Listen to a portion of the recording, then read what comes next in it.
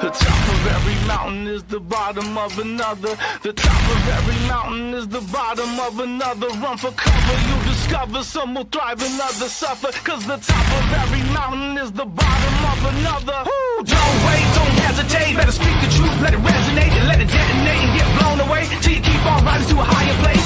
Can't stop, won't stop. Don't stop coming till we hit the top. Gotta keep pushing till the day I make it. Since they won't give it to me, then I got to take it.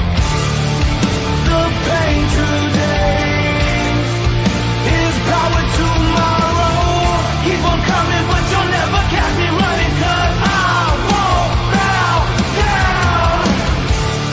No matter what they say, I wouldn't do it any other way.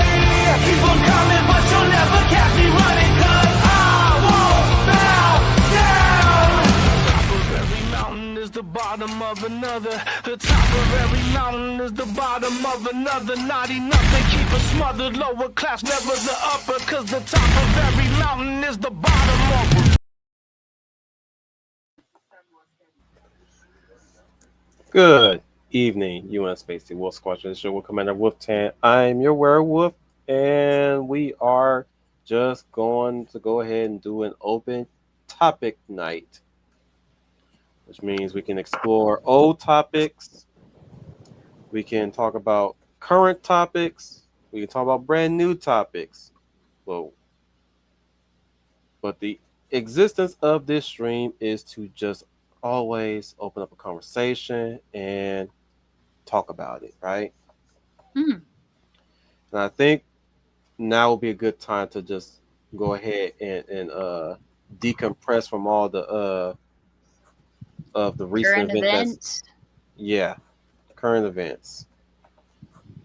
Yeah, we've gone through a terrible loss, of course, losing a very prolific figure. We have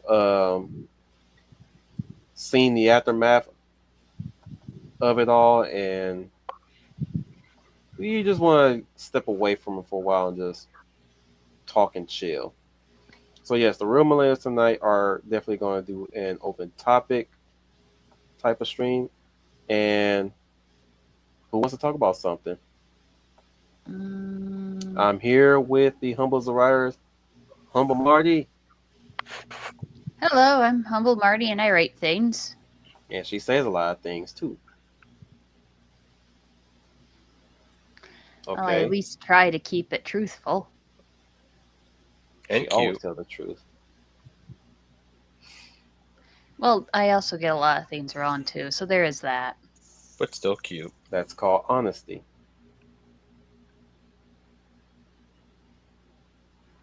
We have the Hound of the South Donic Pal. Good morning, evening, or afternoon, everyone. This is the Hound of the South Donic Pal, and welcome to tonight's episode of The Real Millennials. We have the lovely Leia Valor, Leia Plus Size.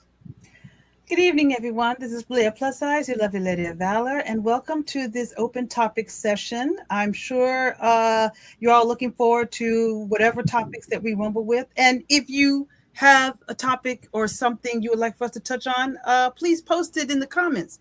I'm sure Wolf will really appreciate the participation and hope you enjoy the show. And ask us anything if need be. So that that's what get the ball rolling. Yeah, that too. Ask us. Yeah. So, it's been quite a long week so far. Did you introduce Dark? Hey, man, don't forget Dark. Yeah, you forgot He's about Dark. We can barely see the motherfucker. Okay, all right. He's always hiding in the damn background. The Sixth Ranger, Dark Stranger. What's your prediction for the fight, then? Oh, prediction. Yes, prediction.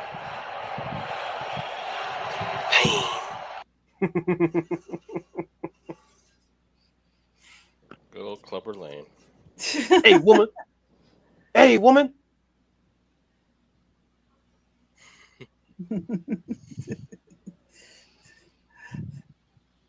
What I'm trying to say is, just want to unwind and talk about what we've been trying to get going on, trying to get around to taking care of, and just step away and try to get a little normalcy back. if we can, if the freaking year will let us for once.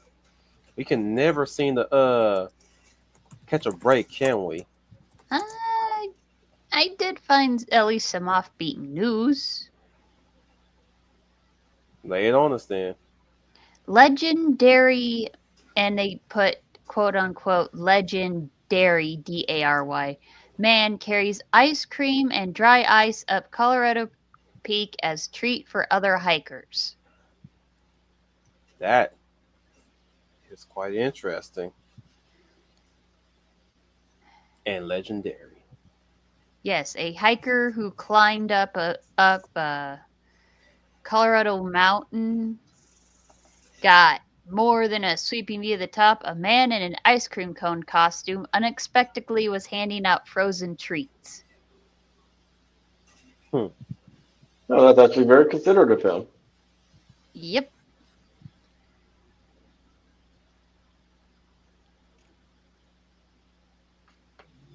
What about you, Leia?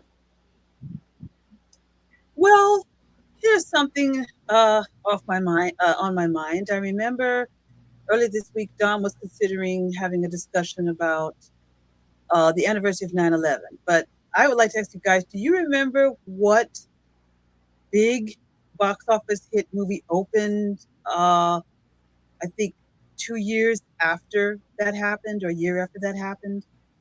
You know what movie opened? No. Your guess is as good as mine. And Okay. mine is very terrible. It was Sam Raimi's Spider-Man, the first Spider-Man Right. with Tobey Maguire. Ooh. Yeah, she's not wrong. And I remember watching Spider-Man when it was released in theaters. I remember too. Even better, the original teaser for that film had the World Trade Center in it as well. All the Correct. teen Yeah. magazines were going gaga over Spider-Man kissing Mary Jane Yeah. upside down. I was more happy that we were getting a Spider-Man film made. That was what got me excited. Not that whole kissing shit. Me too. Yeah. That sloppy ass lip locking, lip rubbing kiss they were doing. It is amazing. That's how I remember. That's how I remember when I was young when they showed the second trailer with that rising song. Right. Well, the first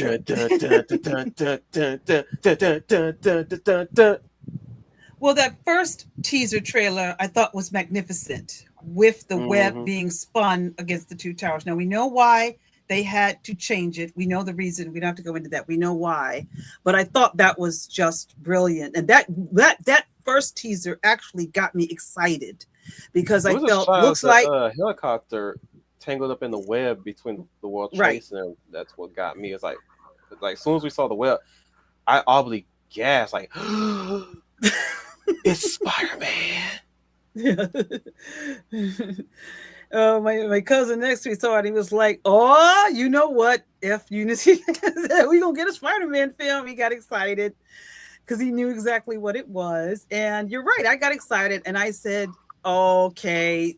Something about that said this is going to be the appropriate Spider-Man movie, solo movie, and it did get me excited. We also got to take in consideration, of course, of the time. Mm-hmm. Social media wasn't a big deal. YouTube wasn't really that big either.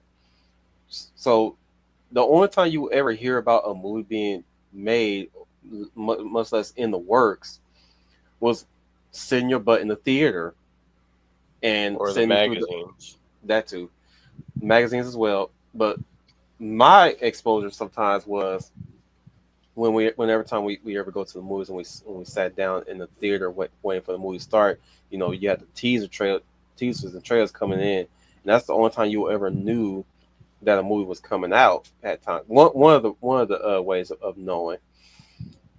And for me, it's like, you know, you see the robbers robbing a bank. It's typical. You know, you would think that it's another heist film about to be made and be released. And you know, once again, the heist is about to fail. You see the helicopter backing up, and lo and behold, they get caught in the web, and that's where you make two. That's where that's where your wheels start turning and putting two together, and then that's when you see that iconic shot of the webbed helicopter zooming out of Spider-Man's little eyeglass, and I was like, oh snap. Well, because back then, first of all, they knew how to put teaser trailers together because you didn't need any words, you didn't need dialogue. Like you said, once you saw that helicopter in that web, you knew what was coming. And I thought that was brilliant. Spoil the whole movie, like Terminator Genesis. Right. Yeah. Yeah. And we actually covered that in a previous episode of the Real Millennials, like how movie trailers and teasers were handled back then. Well, didn't they also have like more time to cook? Mm-hmm. Yes. Well, the thing was, and what I was trying to break up, and all you were making great points, but the point was the timing of that movie was brilliant. Now, no one could predict 9/11. No studio could predict that tragedy. But I like the fact that the studio, Sony, said, we're still going to release this, keep it on schedule. There was a particular kaiju film that did it. I don't know about that, so I'll let you expound on that. Not Cloverfield. Before Cloverfield. I don't know. It wasn't Godzilla 98. Oh, it was. Oh, it was? No, but yeah, it was. No, it was Godzilla 98. It completely predicted it. It just made a mention of a certain bombing. Yes. Ooh.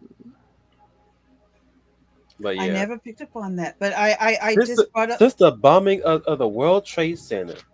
Oh yeah, the 93 bombings where they put the bombs in the parking garage and that didn't knock it over like they hoped it would. I totally forgot about that.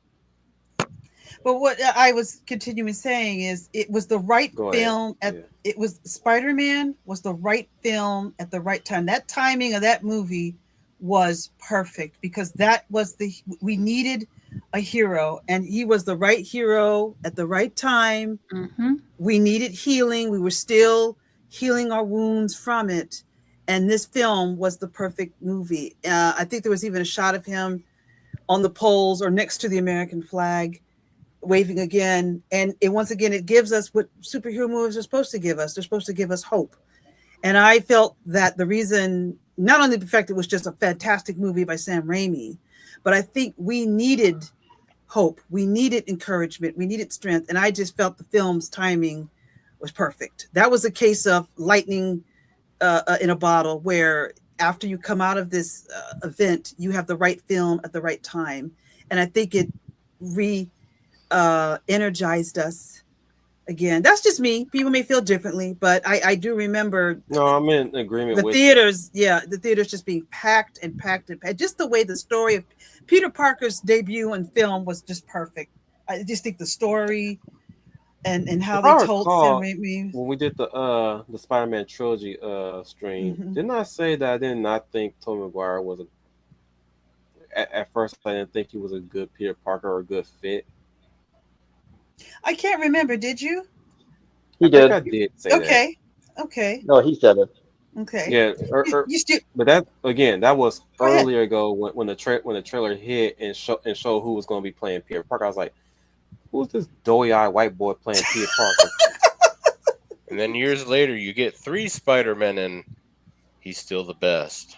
I'm going to be honest. You're going to be honest. I kind of felt the way you did too, Wolf. I'm like, Tobey Maguire, really? You're going to go with him? Is that? I didn't even know who he was at that time either. He wasn't really a big name. I mean, I'm glad that they casted him if he wasn't a big name. That was a smart move to do. Exactly.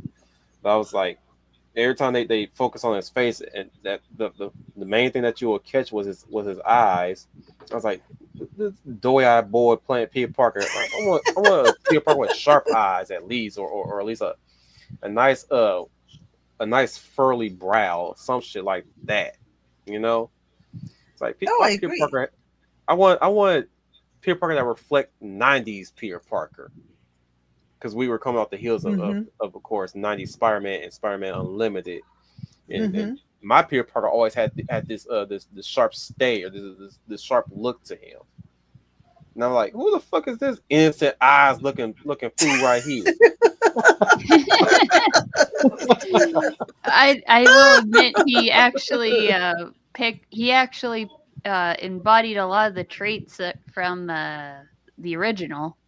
He did. Yeah, I'm with you. Back in the original Leon Ditko run of Spider-Man. But All he those was who couldn't missing get over it, we had was the Kristen sweater Dunst vest and wait. Oh. Hang on, Humble. What'd you say, Dart?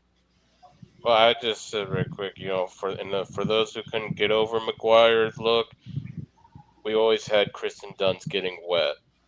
Oh, God. It's true. I was waiting for that to come. I was waiting for First movie, ain't telling no she's lies. wet. We ain't see telling no lies. Second movie, what's happening at the end? Oh, she's wet, and we see stuff. Oh, Might be you're wearing a right. shirt, but it's wet enough. We see stuff. something was trying to peek. And I had to get used. Very active imagination. And the last time I saw her, she was Claudia from Interview with the Vampire, and here she was in this one. So I had to get used to it. And you're right, you can't lie, but that was the last time I remembered her. Was like, also like before Spider-Man, Alan McGuire, he was in the movie Pleasantville. Right. Well, see, here's the thing. You're absolutely right. He was a name, but he wasn't a big name. He wasn't a Tom Cruise like kind of star. He kind of was. Yeah, you're right. He was in Pleasantville. People like that movie, but he kind of faced. And this is very interesting about actors and their confidence. He had to convince the studio that he could be Peter Parker. From what I read, when he was chosen, the studio had the same attitude Wolf had and I had. So McGuire had to convince them. So it was said that he went in, he did some training, and he put together a you could say an audition video of him after he pumped up a little bit, and you can see it in the film. He went to hit the gym like everybody has to do when you become a superhero. You got to kind of go in there at the gym. And he put together like an audition tape of him fighting the bad guys and saving Mary Jane. This is something that studios, like I know the studios, when they're looking for the next James Bond, when they audition actors, they have them do like little mini action scenes to see how well they take. And he did one and sent that to Sony to convince them, I'm your guy, because Sony Pictures was not really sold on him. That was the story, that they weren't sold on him. And he had to really convince them, I'm the guy that can, because they said, yeah, you make a good nerd, but you got to be convincing as Spider-Man, and you're not. So he had to go and prove to them, I can do both, and so that's really a great story. So I asked people to pick up a topic that we can possibly talk about, and they've already set a few. So Blake Smith said the mascot topic from a while back. Let's talk mascots of various stuff. If Hero Dragon brings up a new Kamen Rider, never seen Kamen Rider, the new one, or any of them yet. Master of Disguise, I'm gonna have to reject that one. Vindicate is a nice song. I agree. But what are we talking? What is the? I'm sorry, I didn't mean to interrupt. What was the topic? Mascots from various stuff. He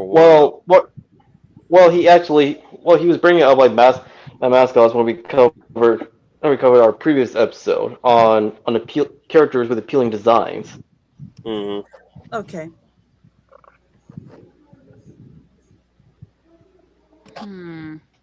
Real quick, in honor of Final, who's not here, probably watching somewheres, and on your normalcy topic, since you brought that up, going back to normal. Those fools want Yep. to gone so they can get back to the way things were. But I know the truth. There's no going back. You've changed things forever. And why do you want to kill me? I don't want to kill you. What would I? Yep. there's copyright. Because I know some people are copying. Yeah, there's no going back. You complete me.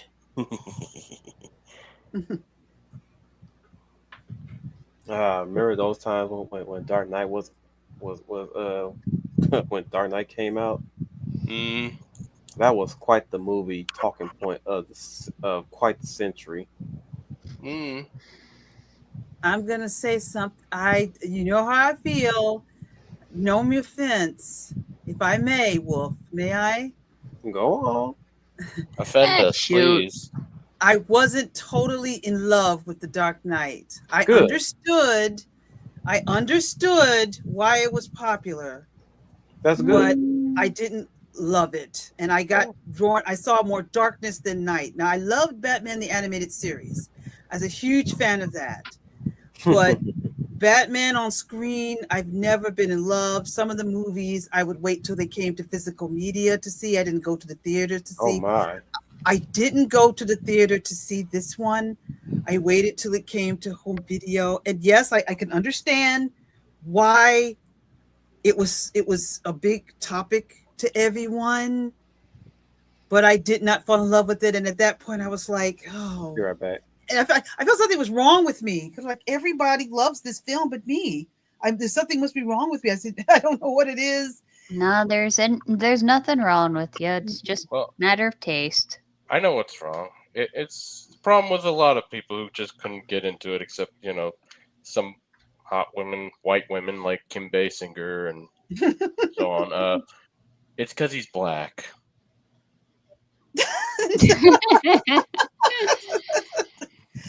They also did change a lot of the looks of the other characters too. Mm. Would you say? I mean, Heath Ledger did a great job. I completely understand that, but I just felt like, and correct me if I'm wrong, because all of you out there in the chat, I know a lot of you, Wolf, maybe you can go into this a little more. I just felt like it was the beginning of the villain as the hero, and the villain is not the hero. The Joker is not the hero. The Joker needs to be stopped. Mm. So I don't know. Maybe if I'm interpreting that wrong, I'm free to. I'm open to all thoughts and comments. Not really hero. You could tell they never tried to paint him as a hero. The only thing that kind of made him seem grayish was how public perception was when he was flipping everything over with the whole city.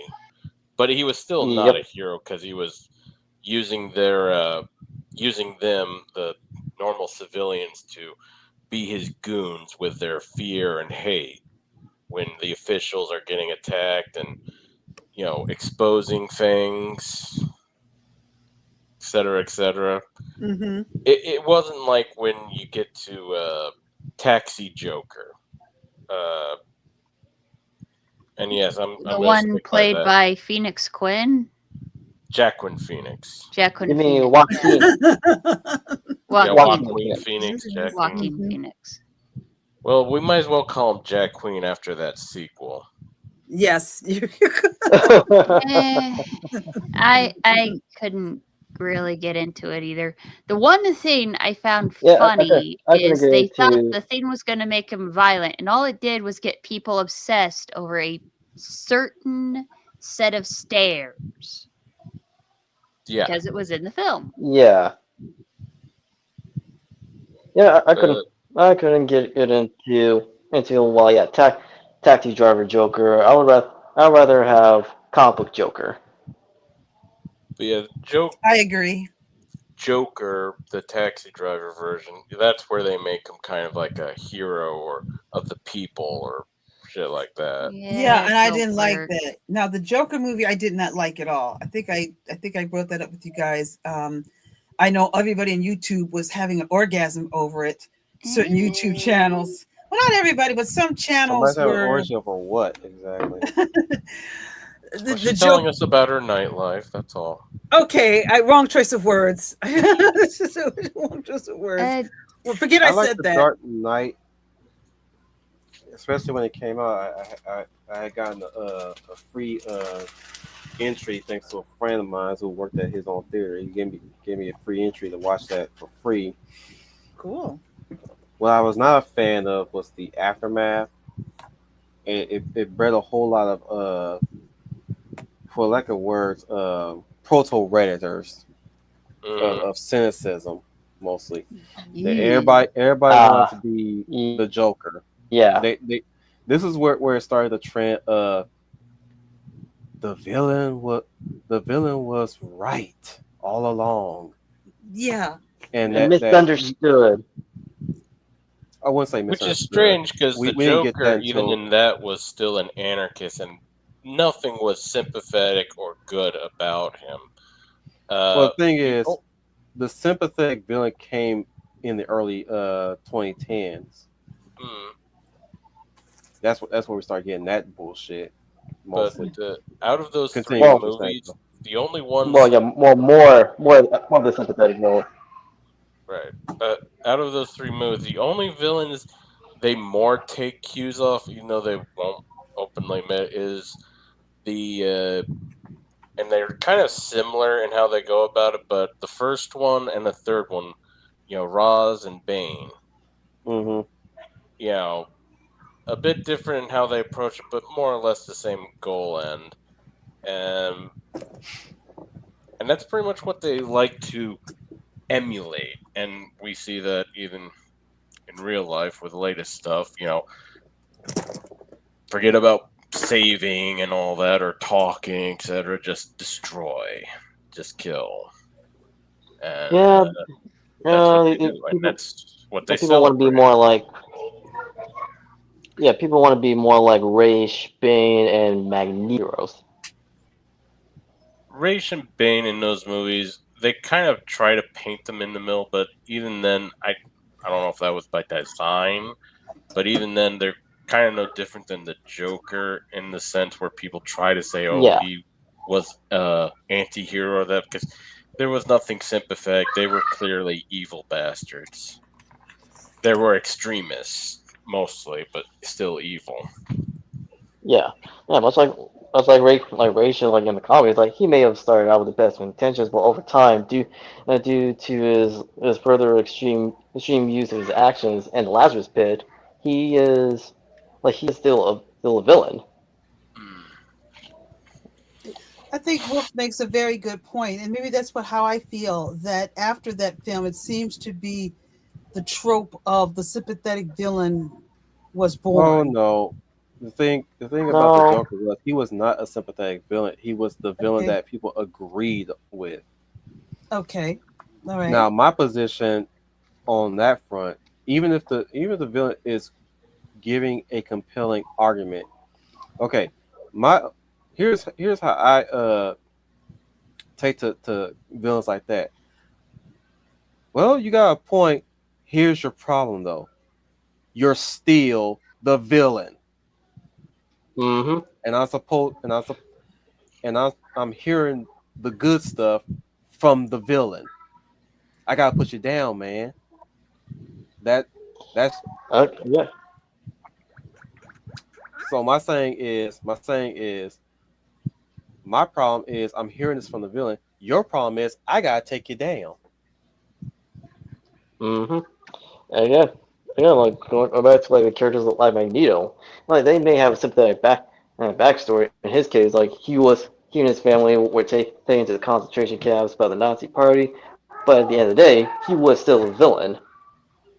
Yes. Yeah. Like even like when he went through his heel face turn, like nobody will immediately forgive him like for his terrorist actions as the leader of the Brotherhood of Evil Mutants.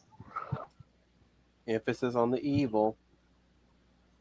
Well, that's why at the end of X-Men First Class, I can't remember the exact same line, but Professor Charles knew that they were on different paths. We don't share the same thoughts. I don't share the same feelings. You're my friend, but I know I can't follow you down that road that you're going down. In a nutshell, that's not exact words. Going down a path I cannot follow. Oh, well, I'm talking about I think you're the same. You and I, we share the same belief. And he tells him, "I'm sorry, my friend, but we do not." So he knows that, no, we don't share the same view of humanity the way you do. You want to, and I think he sealed his fate when he killed Sebastian Shaw, and of course Mhm. Charles knew that. He sealed it. That was Magneto sealing his fate as to who he was. That they're there to try to help and preserve, but he had other intentions. So that pretty much sealed his fate. So yeah, you're right. But It did, but at the same time, they really had no, and I'm probably sugarcoating anyway, but they had no defense really against Shaw. And he was struggling just to keep him in place. So the moment he lost control, they'd be fucked and he'd get away. So it's not really justified why he did it. I mean, yeah, he just did it solely for revenge. But putting him down was ultimately going to be the best scenario for them to walk out of there alive. Mm. yeah, I see what you're saying. Yeah. Yeah, I get what I mean, you're if they saying. worked it around that way and he just did it to save themselves and everyone else, fine. But yeah, The usual save people in a So you say Eric knew that killing him was the only solution. There was no reasoning with Sebastian Shaw. He has to be taken down. yeah, if they reasoned it like that, but they just pretty much made a killing under mono duress track that mostly. it was only revenge. But even if it And was just sometimes revenge, it ultimately was the only way they were walking off that beach alive. sometimes a tragic backstory just Valid. nerfs a villain. Well, you're you're right, Humble. But I guess that's how you differentiate the hero from the villain is how do they handle the tragedy? Does the tragedy does it make them better in wanting not to let other humans go through this, or does it turn them into their enemy? Good question. And yeah, and in this case with Eric, he turned into his enemy. The tragedy he didn't think of. I'm going to try to make it so what I went through, mutants will not go through. But he didn't do that. He became his enemy. He let all of the which is what Charles was trying to work with him to do. For instance, Okay, the I got scene. another thing that had a problem with First Class. Mhm. Magneto didn't come into his homo superior ideology on his own. He had to get it from somebody else. Well, did he get it from Shaw? Yeah, I did not like he's that. adopting it from the Yeah. guy he hates. That don't make sense. That Yeah. I'm probably gonna Yeah, get 'cause trouble in the for comics- saying this, but if it pretty much that twist made him into Wolf, the Samuel L. Jackson from Django. Say the words, the The magic House two Negro. words. Yes, The thank you. Sambo. Yeah, would have Yeah. it would have sounded more like Magneto if he got his philosophy after he defeated his enemy a certain way. Well, it should have been. It should have been a prominent human character that should have influenced. That should have prompted Magneto to adopt that ideology himself. So that's the problem. It's like he got that from a mutant who was bent on world domination and building up the mutant utopia. But like I said, he got that from him and not on his own.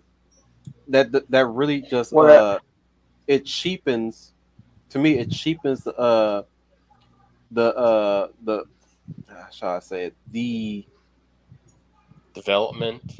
sorry Growth. no the I'm trying to the conflicting uh the conflicting representation no never the conflicting debates that he and Charles would have is what I'm trying to say. Whereas Whereas like in the comics, so like he developed the ideology of seeing mutants as superior species to humans as on his own over time. Especially Mm-hmm. Sorry. when the two of them actually faced Here it off goes. against Hydra. Hydra, Here it goes. This what I'm trying to say is it cheapens again. It cheapens the debates that both him and Charles have made because both of them can't are supposed to come into this thought process on their own. They're supposed to conflict with each other. They're supposed to there's granted you do see it developing within the movie when they have that game of chess. But as I said, it doesn't come to a head until after Shaw is dead, and that that's where McNeil comes in with the I agree with everything you said, but you killed my mother. I was like, okay, that just sounds so fucking stupid because he's supposed to at least like come to that on his own. And no, Draco, I'm not watching Mario Galaxy because of fucking Jack Black and his fucking idiot having ass. I'm going to go back to what you said about Magneto, but I'm going to let Dom finish his comment. Dom, what were you saying? I'm looking at Discord right now. Oh. Oh. Dom, well. Well, as I was saying earlier, in the comics, was Eric, after he changed from his original name Max to Eric, he developed You're the cutting human out a self bit. over time. Mm. Bubba Smith, you make two very interesting comments on Magneto. The first one, you like the fact in X3 that his powers were taken away from him, and now you're saying, okay, Wolf. Magneto is a Nazi who doesn't want to admit he's a Nazi. Well, when you really, when you really think about it, like that's what he's become.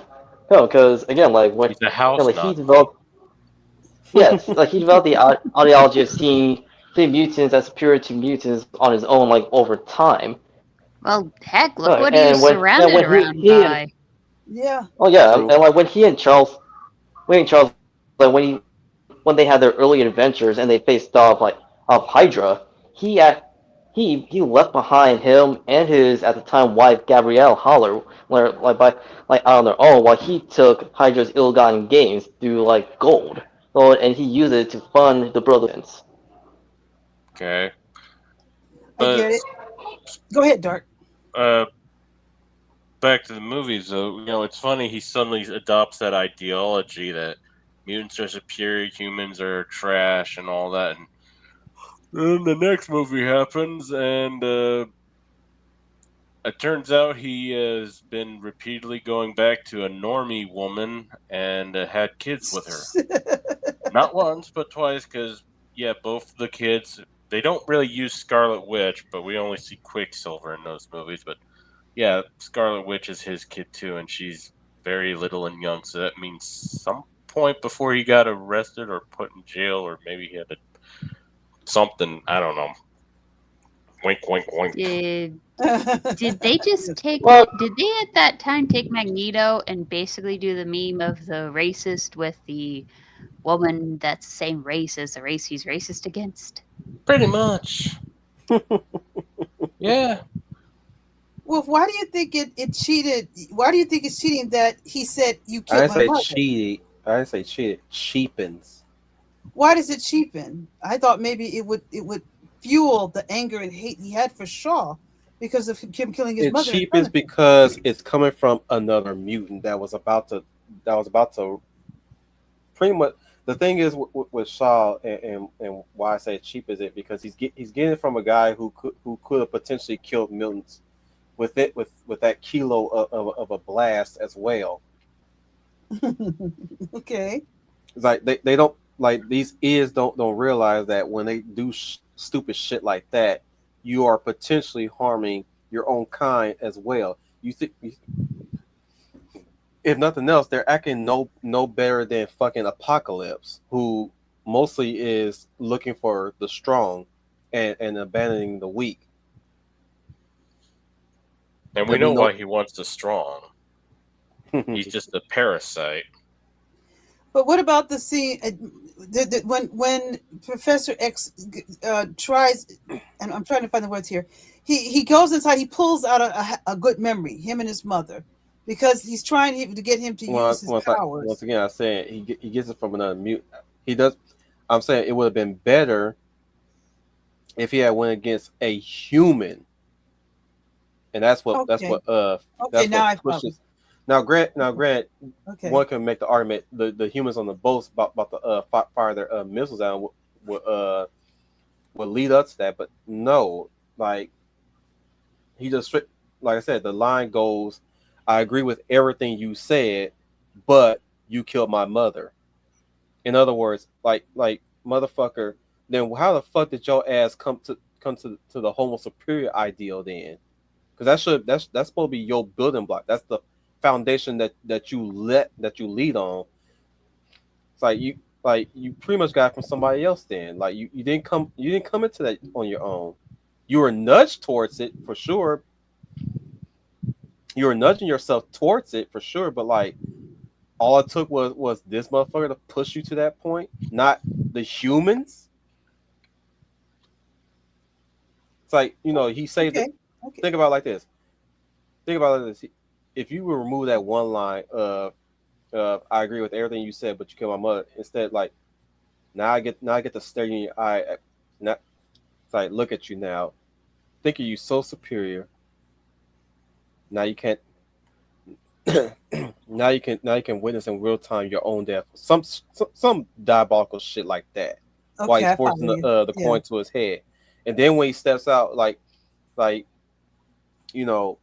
they have that argument of I had him. We defeated him. You killed him, and then McNeil is in his self-congratulatory mode right now. Like it's like, well, we won. We did it. The humans are saved. We can go home now. Then suddenly you see the missiles, and everybody's like, oh shit. And he stops like, and he looks at Charles like, Yeah. this is the world that we saved. So Yeah. he speaks in such a very dejected, disdainful manner. It's like In other words, turning him into Buddy from The Incredibles. Yeah. I can barely put into words because I'm searching through the thoughts of how to articulate it. But I think I get the idea of what you're saying. Basically, he's at this point he's entertained Charles's idea for a while throughout most of the film. When we get to that part with the submarine, the fight on the beach, the fight on the ship, we're doing it. This is the X-Men. This is the Proto X-Men. Originally, McNeil was one of their founding members. He was their founding teachers. And for a while now, he was coming around to Charles's viewpoint of we can coexist. Soon after he defeated a bad mutant, which is he's willing to be okay with putting down a few bad apples, put them in or at least put them into place. But he forced them in a position where he had to take them out. And once they come out, this is supposed to be their celebratory moment. Like yeah, we did, we stopped them, we won the day. Then suddenly humans already lined up, all of them basically, both Russian and American and whoever the fuck else was in the mix, fired their missiles directly upon them, and that's where McNeil says, "Oh hell to the no! This is the world you want to say, Charles? You're a fucking fool. Turn those fucking missiles around. I'm gonna fucking obliterate these motherfuckers." And that's where everybody's trying to stop them, and that's where we get to the whole.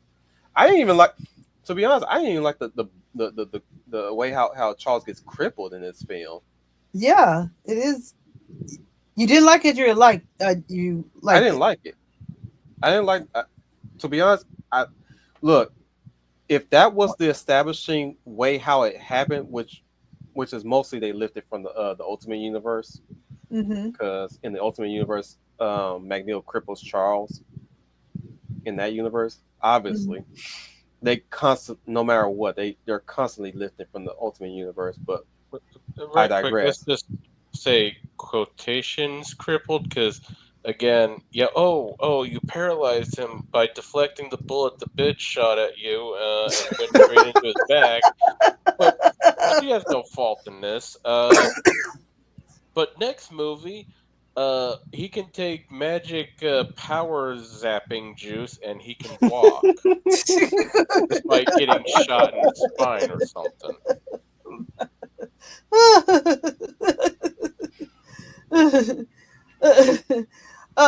So no, so you did not like the fact that the reason for him being crippled was Magneto. Yeah, I didn't like that. Bro, I was heated when I saw that shit. I was like, no, fuck, no, no, no, no, no. I'm laughing because I can just hear you in the theaters. This is some bullshit. Why would y'all do that? I mean, it's a good shot. It's a good scene. Yeah. But in context, I'm like, motherfucker, why would y'all do that? That's how pissed I was at that scene. I did not like that fucking scene. I really did not. Again, if it had happened in the comics proper, I would have been okay with it.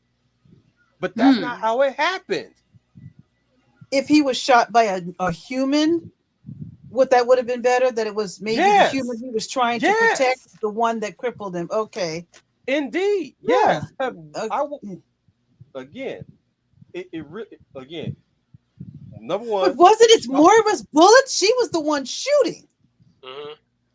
Well, the thing is, like, I would have wanted it to be a human that directly shot at Xavier. Okay. That's my thing. I would have hoped that. What I would have liked is for a random human soldier that you know, soldiers that got well. Of course, they're not gonna fire missiles on their own soldiers because that would be dumb. But no, like, I'm just saying, like, shit like that, like a random human just straight up just fire a bullet, hit Charles in the abdomen, and cripple him. And that's what fueled.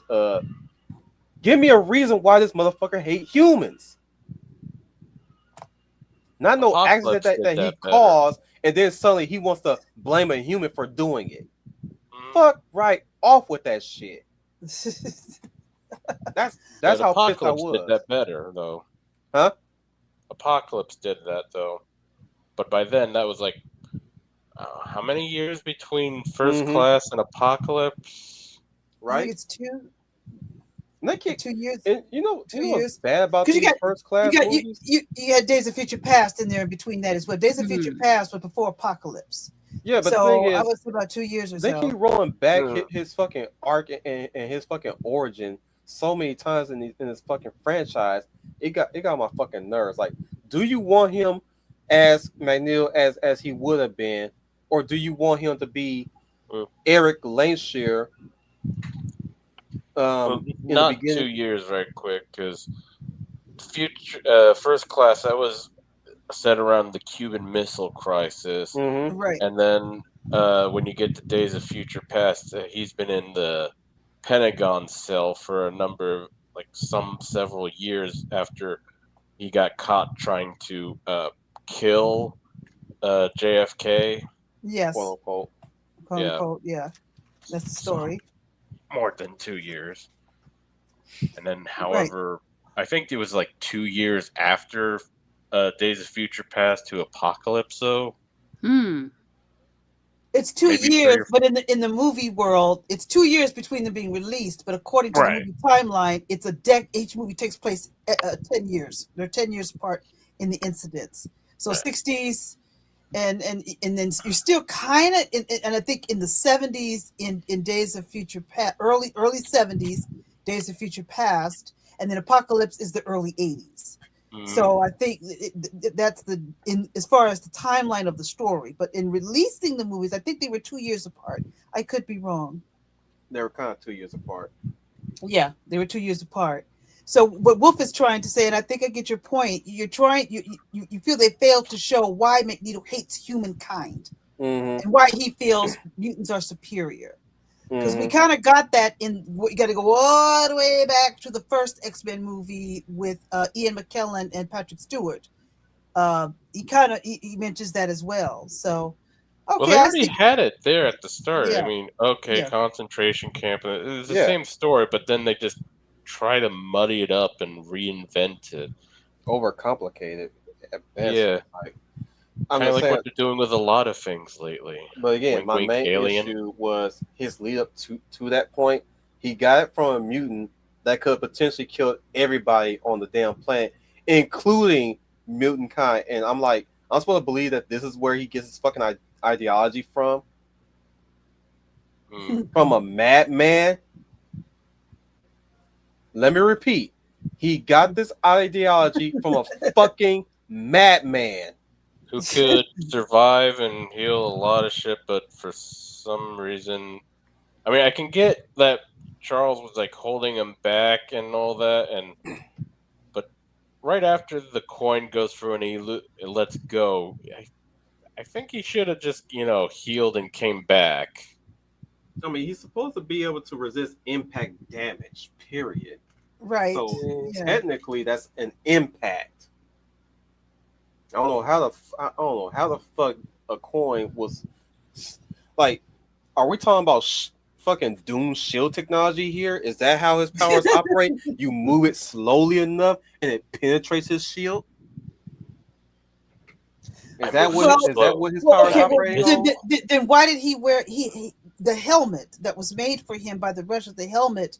They took the Is helmet was, off. was Remember? yes, I know. Was he like Achilles? Maybe I don't know. Maybe the brain or the head was his Achilles heel. Well, And then no. that's why he had the helmet, and then He this is what somehow else. knew. He somehow knew that helmet. Oh, that's another thing I hate too.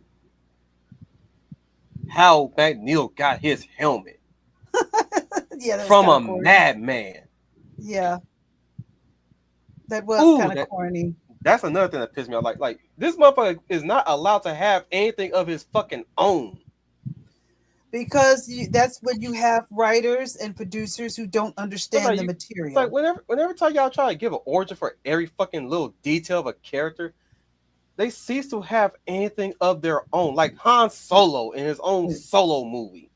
Hmm. Oh, We need a that's a fucking disaster. origin story of how he got his damn gun Yeah, I hate and that too. Chewbacca's ammo belt that does fuck all of whatever the fuck it's supposed to do. It's like, why would you give us that? We don't need no damn origin story how he got his gun. As a matter of fact, I would have like if you really want to give an origin story, I'd rather he construct the motherfucker. It's like why couldn't he build that gun himself? Why couldn't it be some rinky dink ass prototype gun that he found and he added adjustments like he did with the damn Millennium Falcon? Or it could have just been a carryover from his time as an Imperial soldier. Right. Illegally modified, as General Rankin said in Star Wars Rogue Squadron. Mm. He's a smuggler. He smuggles shit. So of course he's going to happen upon some trinkets to illegally modify his gun. I don't even, bro. You want me to go on a rant? I'll go on a rant. I didn't like the way how he got the damn Millennium Falcon. I'd rather he had his own ship first, and then win the Millennium Falcon in a card game. As a matter of fact, I want to see the outcome of that card game. If I was directing that I'd rather he never met Lando at all. I'd rather he meet Lando at the end of the movie and then play the card game and we don't see the outcome. But if we didn't see Lando, we couldn't see how brave and pansexual he is with his questionably sex bot boss bitch. Wait, you mean the one that was modeled after an actual SJW? Mm-hmm. That's now by canon. Her entire CPU is hooked up into the Millennium Falcon because remember that line from Empire Strikes Back where C-3PO is saying that the Falcon's like so touchy and temperamental. Oh, Well, we had to have a backstory for that too. Because Phoebe Waller, what's her fucking last Bridge. name? I don't give a fuck. Bitch is a bridge burner. Yes. Yes. Phoebe Waller bridge burner is in that fucking drive. Oh yeah. Mhm. Well, this is what you get when you get people that don't understand the source material But or the again, characters. You get people writing stupid stuff that doesn't make sense. But in their heads, they're going, "Oh, I think the makes sense audience will really makes like sense to my this." tirade. It's just my pet peeve in movies when you come down to the prequel shit. It's like nobody is allowed to have their own shit. Somebody has to give it to them, or hand it to them, or build it for them. I'm like, Jesus, like can a person just come on like that'd be like Conan being handed the Atlantean sword and Conan the Barbarian. Imagine that. Imagine if they had remade Conan the Barbarian a second time, right? Somebody just gives him the Atlantean sword. Yeah, that would actually go against everything. What is best in life? Crush your enemies, receive a sword from them, and hear the lamentation from their women. Like that's not strength. That's not even character building. The Oh, hell's wrong with people handing shit to characters now? Like they're God.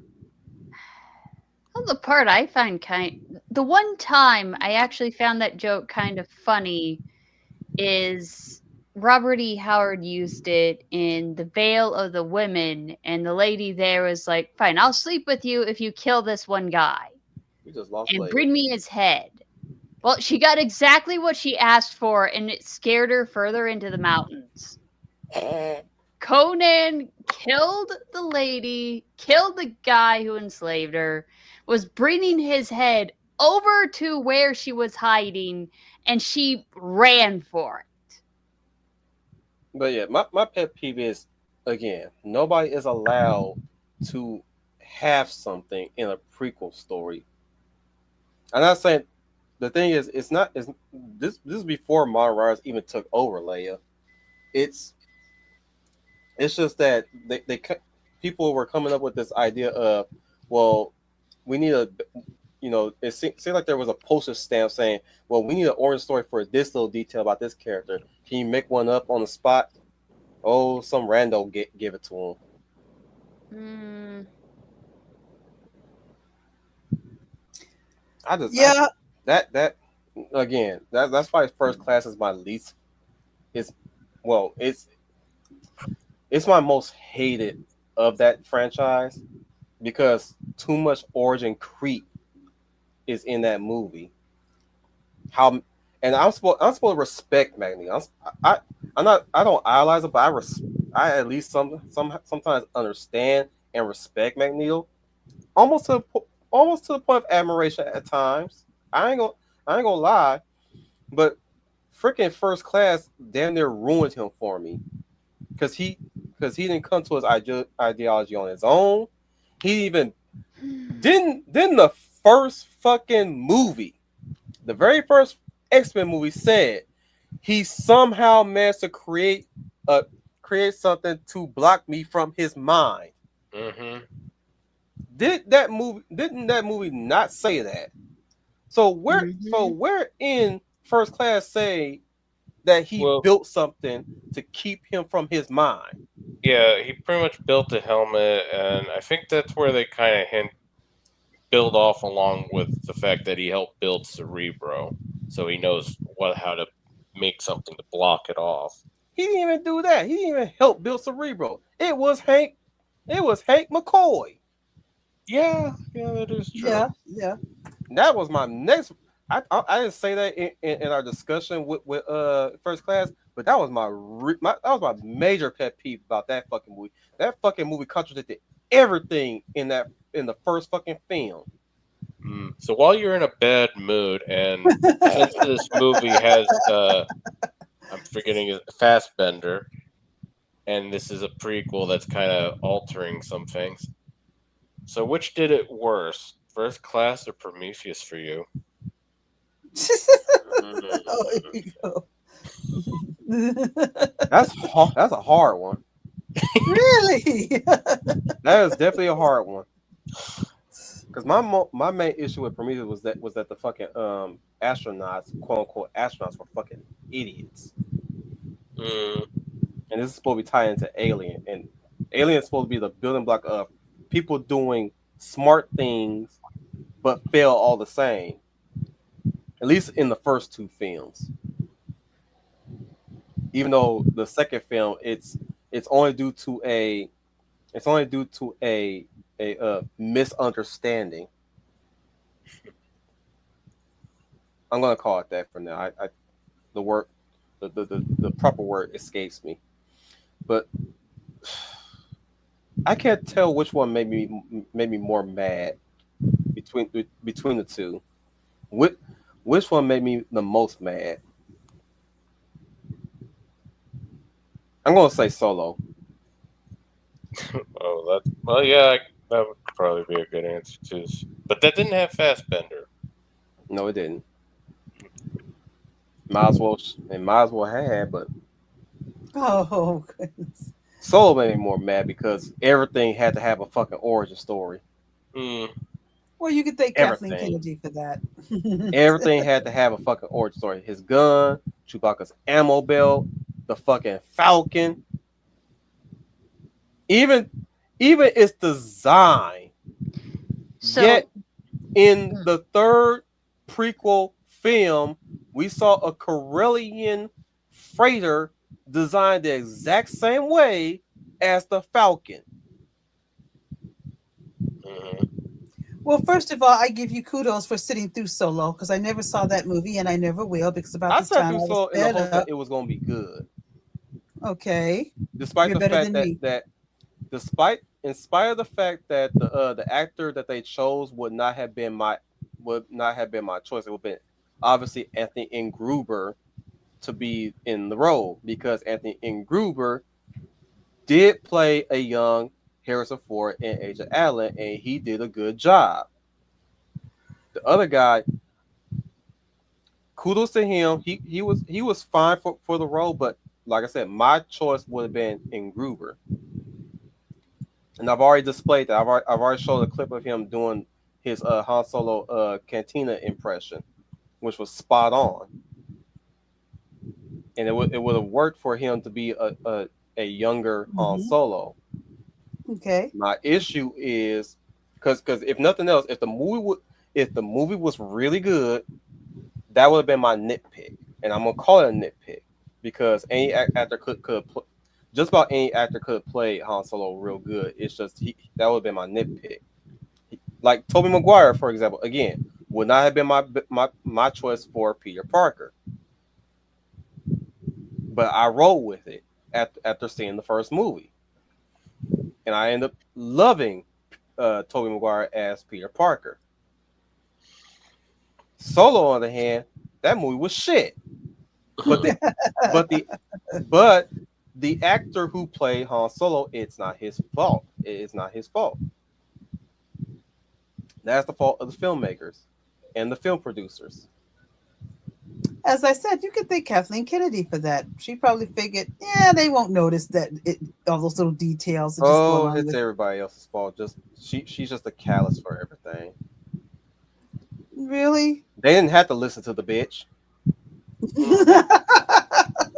And let's also be But fair. Solo was like a prequel to their eventual TV series of Falcon and Winter Soldier.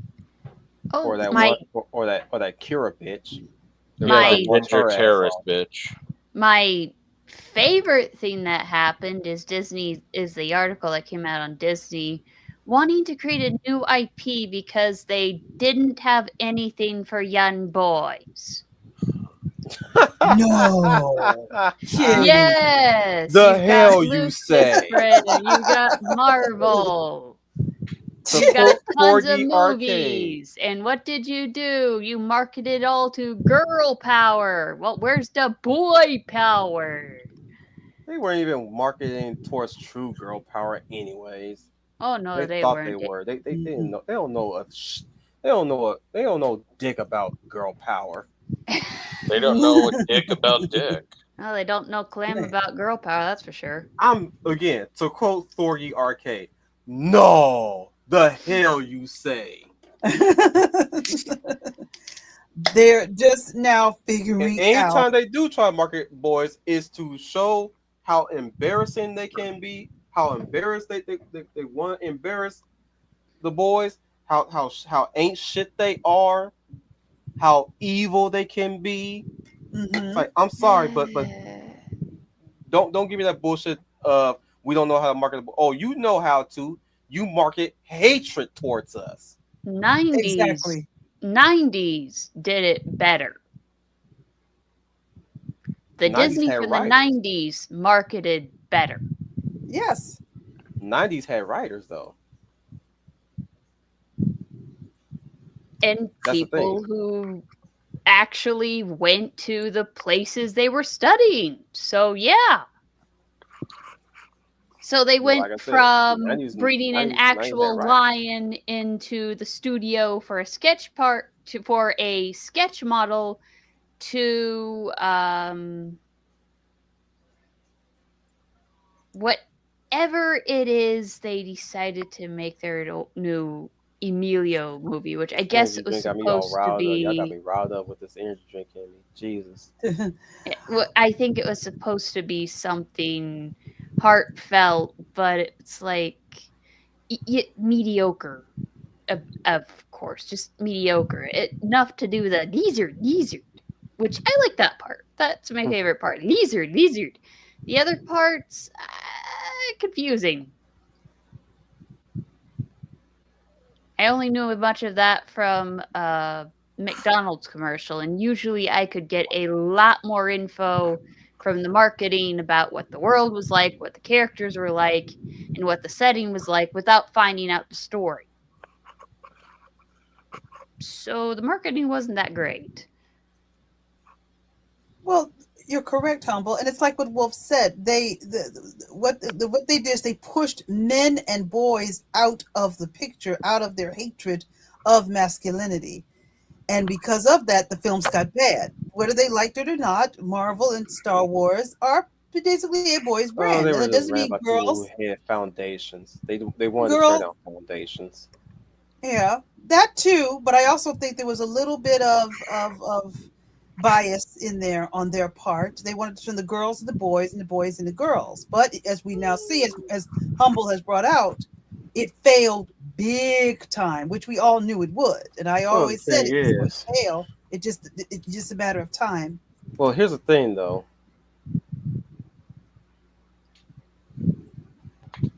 Here's the thing though. They don't even like girls either.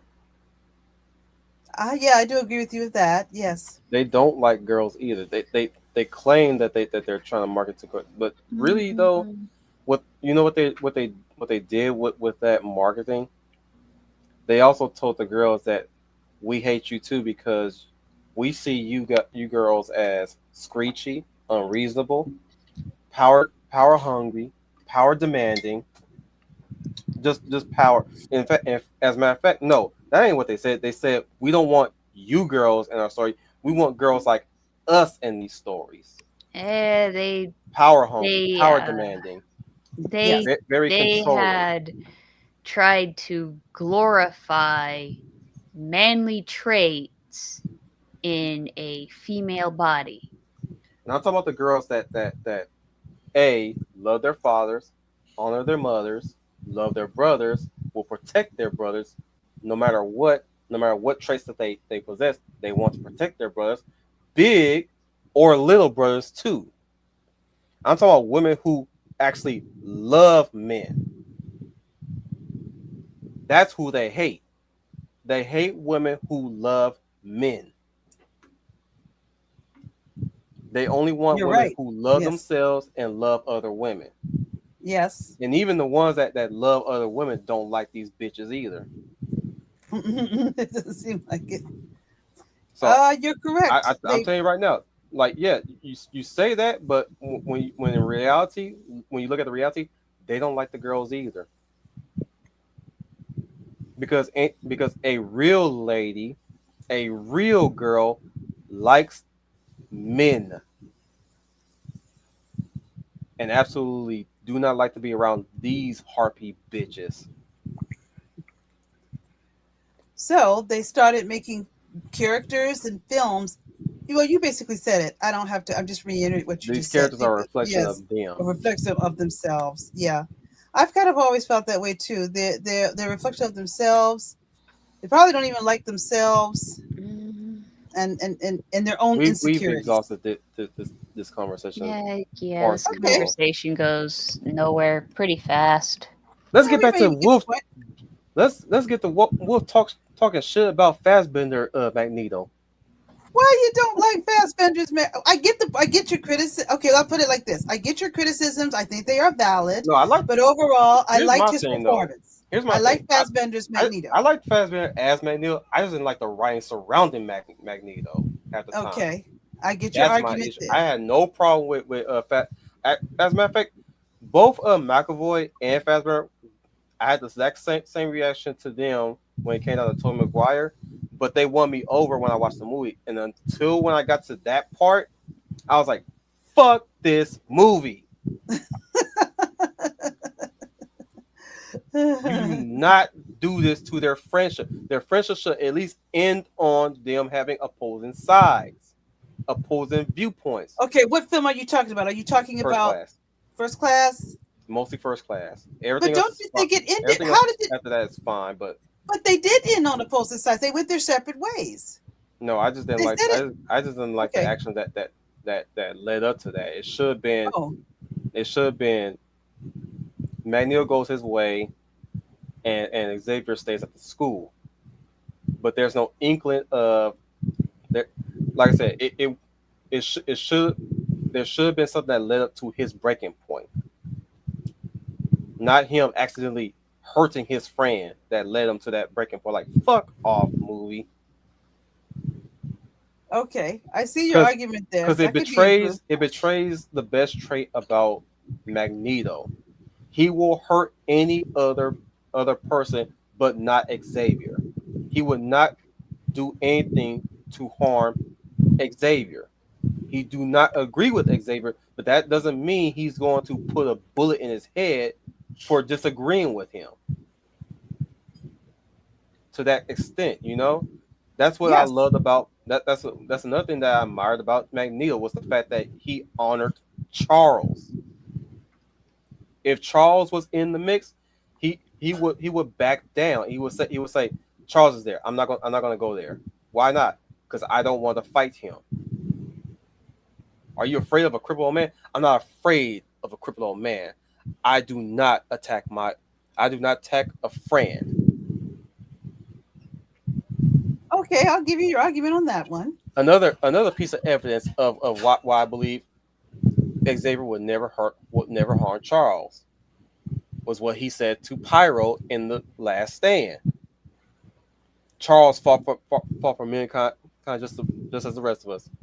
The only thing I regret is the only thing. What did he say again?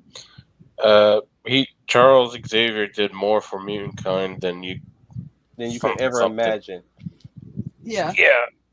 It said that he had to sacrifice or lose his life for it or something on that. I'm gonna look for the quote. He had to. Yeah. The sad thing is he had to die for Ew! it. Ooh, what? I do What did you not see? like Liam Hemsworth as Geralt. He does not look right at all. Is that a fan thing or a legit thing? No, it's really happening. It's It in is. I'm looking at the debut teaser for the fourth season of the Witcher series, and oh my god, he looks terrible. Oh my god. He looks terrible, I never and we all would've- knew that. Yes. We already knew that. Liam, dear, you just didn't get your brother's charm. I'm sorry. No, And I've seen. he I've- could have been another. He could have been another character, not Geralt. Yes, I'm not. I I'm kind not- of meant that. Like anything else that he's been in, he's fine. My thing is that Geralt is supposed to look scary, even though he has charm. Liam Hemsworth has all the charm, but not the scare. You really think he has charm? I've seen him in other movies, and I think he's okay, but he does not stand out. That's how I feel about it. You're a seasoned lady, and he looks like a teenager to you. I'm just saying he's Wait. charming to the young girls. Wait, which Okay. Hemsworth are we talking about? Because you're saying Liam, and isn't that the Thor one? No, that's Baby Chris. boy. Oh, that's He's the Chris baby boy. Hemsworth. Right. Yes, Liam is the baby boy. Liam is his younger brother. He's the Wait, baby. what did he do? Hunger Games. Something I might have watched. He was.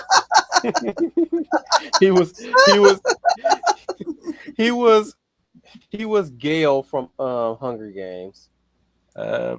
Still something I. And I think he was in He was in one of the Twilight movies too. Yeah, he did a Twilight film. Again, And when he in, I never watched those, so he was in Expendables too. He was the kid that got killed. okay, now Also you got named me. Kid. Yeah, okay, now you got me. The one Van Damme damned up. Mm-hmm. With Jason Okay. Statham's own knife, no less. Yeah. But no. Who in their fucking right mind would have thought that was a good idea? Fucking idiots. I knew So that was what- miscasting, but Should have went with Henry Cavill was gone. So anything. I said should have went with Hugh Jackman. He's Yeah. fighting cancer again. Ooh. Oh, is he really? No. Yeah, he's got a resurgence of skin cancer again, so he's dealing with that. Mm. Damn. Oh my God. Thoughts and prayers to him. When did this happen? The resurgence. Well, not too long ago. I think this is like his third time or something. Mm. Oh my God. I didn't know that. I was wondering why I hadn't seen him lately. Mm. Oh, well, I hope he, like you said, like humble thoughts and prayers. I hope he comes out of it okay. I didn't know that. I thought that it had I forgot the word that you use when cancer recession, but okay. I hope he gets better. But yeah, it should have been in him for Liam Hemsworth. Wolf, I feel the same way you do. I haven't seen the teaser trailer because I lost interest once Henry Cavill left. So I can't vouch for that. I'm sorry, I can't vouch for that. I still feel like Liam is still. I don't I'm know not if he really staying gets on that you know. bullshit. I'm looking for the quote from McNeil to Oh, Pyro. okay, all right. You as soon as I got on IMDb, they popped that shit up and his ugly mug showed up, and I was like, oh no. He doesn't even look good dirty. I'm just sitting here scrolling down the damn quote trying to find that damn quote. Anyways, I'm just saying, like, again, evidence as to, McNeil does not want to fight Charles was that line that he said to Pyro. Even if in the first film, he was daring Charles to kill him using Sabretooth. He was that was low for him, but like that wasn't crossing the line at all right there. Territory. And they crossed the line in first class, which is these two should not at no point do anything to harm each other. Or rather, to rephrase, there's an unwritten line or creed that they will not do each other harm because they're fighting for the same thing. They just have different methods. This is what I'm talking about. Even in X-Men Evolution, Magneto would never do Charles Xavier harm. He would kidnap him, sure, but at no point did he ever try to attack Xavier. And that was always a nice. That was one tidbit that I loved about Magneto. I almost, to be honest, I almost quit the Ultimate X-Men book because of what he did to Xavier in that book. I was like, fuck. It's like fuck. Mother. What the fuck? Why would you cripple Charles? You should let him go. Well, Hold that's on, one of That the works. I well, understand that's one of the fact. That's one of the factors of why the original Ultimate Marvel line was trying too hard to be different from the main universe. Hey, Because Wolf. in the comics, What's up? like they will not do Hang on, harm. Don. Sir, she's one of them. So are you, Wumps. I stuck with you all the way. Would have killed the professor if he'd given me the chance. Charles Xavier did more for mutants than you'll ever know. The single greatest regret is that he had to die for our dream to live. Mm-hmm. Right Yeah, there. that's the line. Yeah, that's the line. Yeah. Right there. Mm-hmm. And even in the aftermath of the Phoenix turning Xavier into confetti, you know, there's a deep and painful regret in his voice when even when he, you know, schools Pyro on that. It's like he's to him he's also he's not outright admitting that he's at fault. He's not outright taking accountability for his actions in that event. But there's a piece of him that regrets that happened to Charles. Mm-hmm. Yeah, that I believe. I follow what you're saying, and Now you begin to understand why I absolutely hate First Class. well, I get why you hate it. I don't. I just feel hate- like they betrayed the characters. That's all. Okay, and I get that. I get your argument. I do get what you're saying. I On don't top hate. of fucking up the timeline too. I hate Apocalypse more than First Class. Apocalypse was just a hot garbage mess. But I think they just totally dropped the bucket in that one. They just went all everywhere. They just totally lost themselves in that one. But Apocalypse You did could have have had a one young good scene, though. Jean. Huh? Oh, I was just saying, you know, Apocalypse did have one good bit to it. What was that? When they're in the Weapon X facility and Wolverine in I the agree. actual comic attire goes loose and it just slaughters I agree. everybody with blood and stuff. I'm like, yes, finally. I And then agree. the next movie we get him, he's back to being bitch mode. Fuck. I wholeheartedly agree on that. You're That right, was definitely Weapon X. yes. They always want to I agree. drip feed us some tidbit breadcrumbs and shit. Damn. Thankfully, No, we what- got. That's a Well, regular writing technique, though. mm, What you gonna say, Dart? I was just gonna leave off on that bit. Thankfully, we finally got Wolverine in full fashion with Wolverine and Deadpool. Mm-hmm. No bitch mode Wolverine. I was going to just say I don't hate First Class, but I do understand Wolf's gripes, and I do think that they are valid. They are valid, but not enough to for me not to enjoy the film. I guess because of Fassbender and McAvoy. But I do understand. You like the abs. You love their abs. Oh, gee, here we go. It's fine that you love their abs. Nobody's not going to blame you. Nobody's not going to judge you. We just understand that you love their abs. It's okay. I mean, These men are McAvoy's a real abtastic. beast, supposedly. I'm just saying they are very abtastic. What an abdominal trait. Oh, here we go. Here we go. Oh, you got Humble started. Here we go. Oh, here.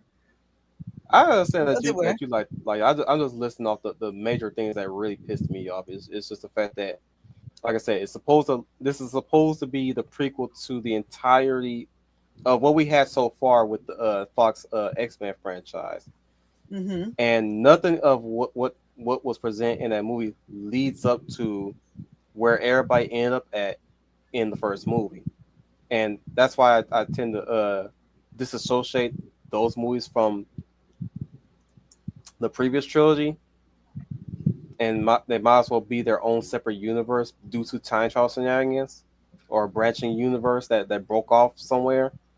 Is No, a because like branching timeline. whatever. Bottom line is they expect us to ignore all that shit and just accept that at some point this is where they led to. And I'm sorry, I call bullshit.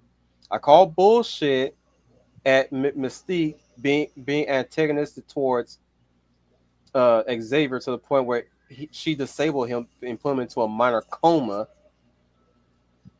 despite the fact that they are adopted brother and sister. Mhm. Ooh. I can't accept that. I really cannot accept. You talking about the first X-Men movie? Mm-hmm. Mm-hmm. Okay. Where Well, she sabotages, where she straight up Yeah. sabotages Cerebro. Cerebro.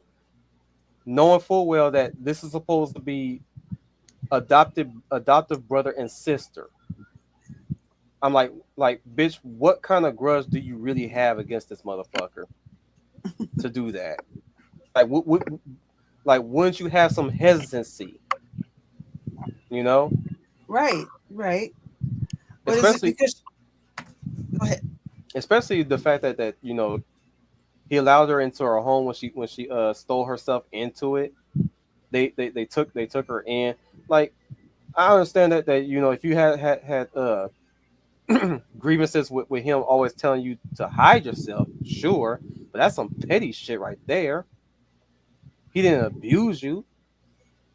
He didn't emotionally manipulate you. He just wanted he was operating on your best interest at best. Mm. And then on top of that, the bitch died in Dark Phoenix. So again, how this bra is still alive after all that shit up until the first movie. Well, let's look at the second movie. I get your gripe, and again, it's a fair gripe. But let's look at the second. Let's look at Days of Future Past when they're in the past, and he's trying to stop her to kill Trask. Now, I thought that see where he's talking to her in the airport. He's communicating. He's using his powers to speak to her in the airport. I actually thought that was a very good scene. So I felt like he was being compassionate there with her. Don't you think? Or maybe not. Or I thought that because I thought that her or was it Eric's influence? Are you Charles's? What was the line that Eric told her? Or are you Mystique? Or are you Charles's girl? Or I don't know, Wolf. I'm wondering if it was because Magneto was getting in her head. Is that maybe perhaps? Not perhaps. He's got there was some influence by Magneto. There was some influence by that. Well, Days of Future Past, the scene where they're in the airport. And I thought that was a good scene where he's trying to reason with her to not go through with killing Trask. And he uses his psychic ability to speak to the people, to talk to her. And he tells her, all you have to do is come home. You don't have to do this. You can come home. But she says, I know what I have to do. And that thought of killing Trask did not come from the influence of Magneto.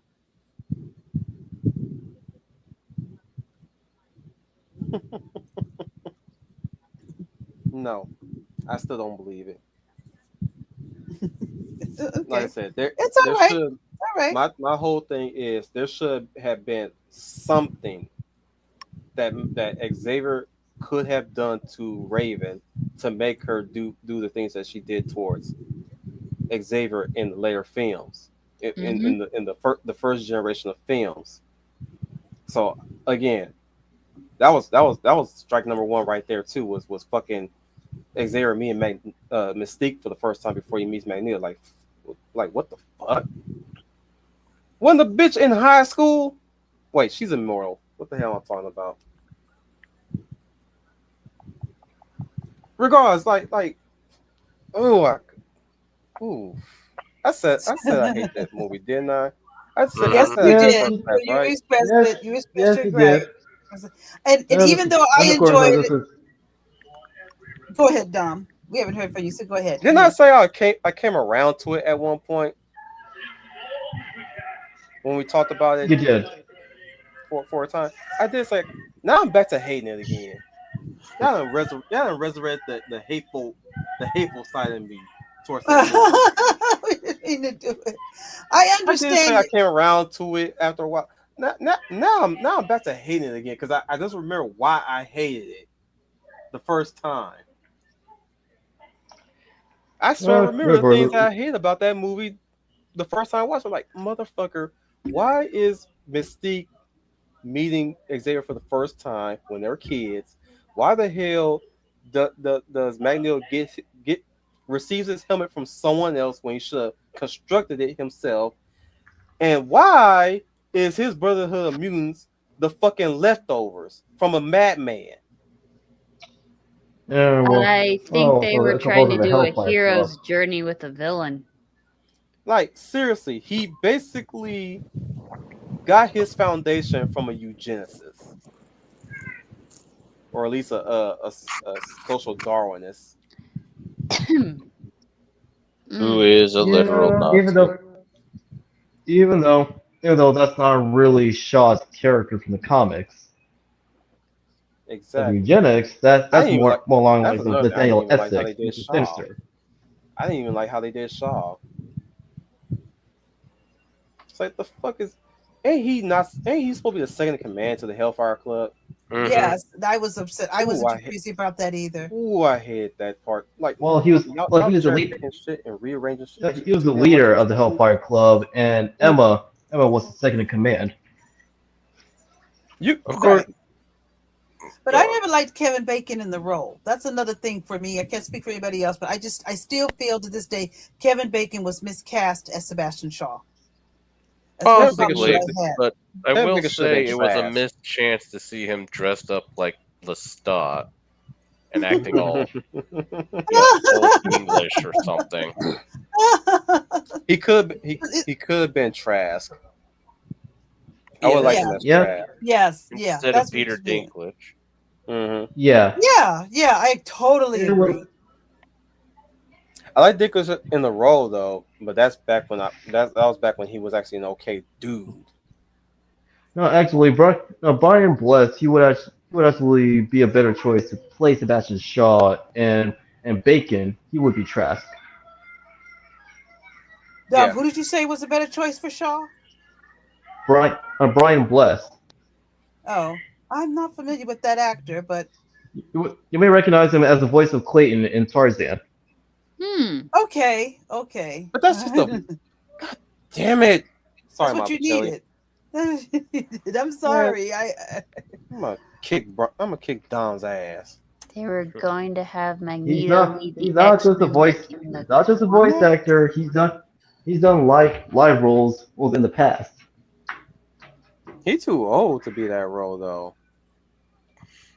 But back then, I would have picked somebody other than Trask. Should have been Kevin Bacon. I never liked Kevin Bacon as Sebastian Shaw. Even now, I'm like, I wish they had picked another actor for Shaw. I wouldn't have picked Kevin Bacon. He was miscast. That's all it is.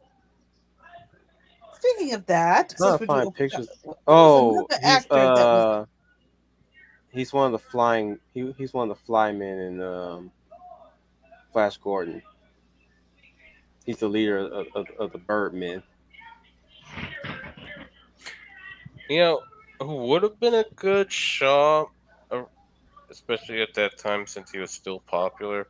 He still is a bit, but he's not as out there like he used to be. No, fuck it. This isn't. Yeah, Gerard Butler. Yes, he would have been a good Shaw. Yeah. Yes, I mean, he would have been a good Shaw. Absolutely Right. agreed. Yeah, absolutely agree. Ooh, That would have actually, been that would have been but much better casting. But that's not a bad idea. Bless, he could have actually worked as the Shadow King, even Yes, as voice. yeah, his voice would have been great. Voice would have been great as the Shadow King. And Because like keep in mind, like darkness. Amal Farouk, like he had a body, but after his battle like, with Charles, like, he just became like a nightmarish psychic entity that lives in the astral plane. Julian Sands would have been perfect as Shaw. Yeah, that's another good choice. How do you He would have live? been my pick. Yes. Oh, And he's already Well, used to wearing the old English get-up from Warlock. Mm-hmm. Yep. Also, like, he was, and this will be before his death. right. Mhm. Oh, yeah. Before his death. Yeah, he would have been a good shot. I agree. Because like he died in the late 2010s. But you're right. But I agree that he would have made a good Shaw. You guys are naming some actors that I definitely would have picked over Kevin Bacon. I'm sorry. Clive Even, Owen would have been good too.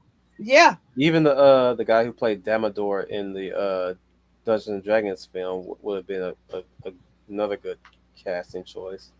Jason Isaacs. Was it Jason? Was his name Jason Isaacs? Yeah.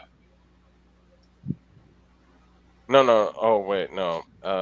He was the warlock in the third film. Oh. That wasn't Bruce Payne. He was the Dark Knight, the evil knight guy. Yeah. Warlock. Was it Bruce Payne? Was I his know name Jeremy Bruce Irons was in the first Dungeon and Dragons movie. Yep. Payne? Yeah, you're right. It is Bruce Payne. Okay, Bruce Payne. Yeah, he also Bruce Payne would have been Shaw for me. and he took over for Sands in the third Warlock movie. Yeah, that's Yep. what I said.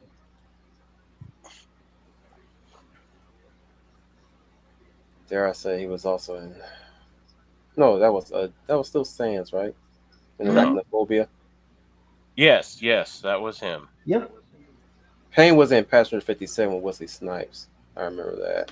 Yep. Yeah, and he was also it was Bruce Payne in your werewolf superhero movie, Full Moon, Mm. Full Eclipse, right? Full Eclipse. Who's your daddy?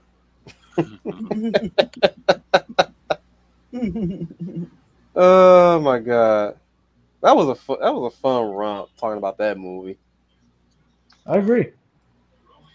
Ooh man, after that, bro, my response after that movie, this motherfucker. We're really bringing back some bad emotions for you. these topics you're going over. I'm like this motherfucker right here. I said we used to have good A-list actors and pretty Yeah, much as good B-list actors. Now they're all shit. pretty much. I'm just mad Or at the they- fact at the end or of that like film. Or they move their skills to the independent scenes because they don't want to toe the line. I'm just mad over the fact that at the end of that film, after all he put his wife through, she's locked in with his ass forever. Forever cursed. It's like after all the shit you put her through out that damn movie, you selfish piece of shit. This, for context, those who will soon watch this later on, Marvin Peebles' character is a cop he is one of those type of cops, which is that he's hard boiled. He the fuck is going on out there? Stuff. Must be curious stuff. Sex, drugs, and rock and roll.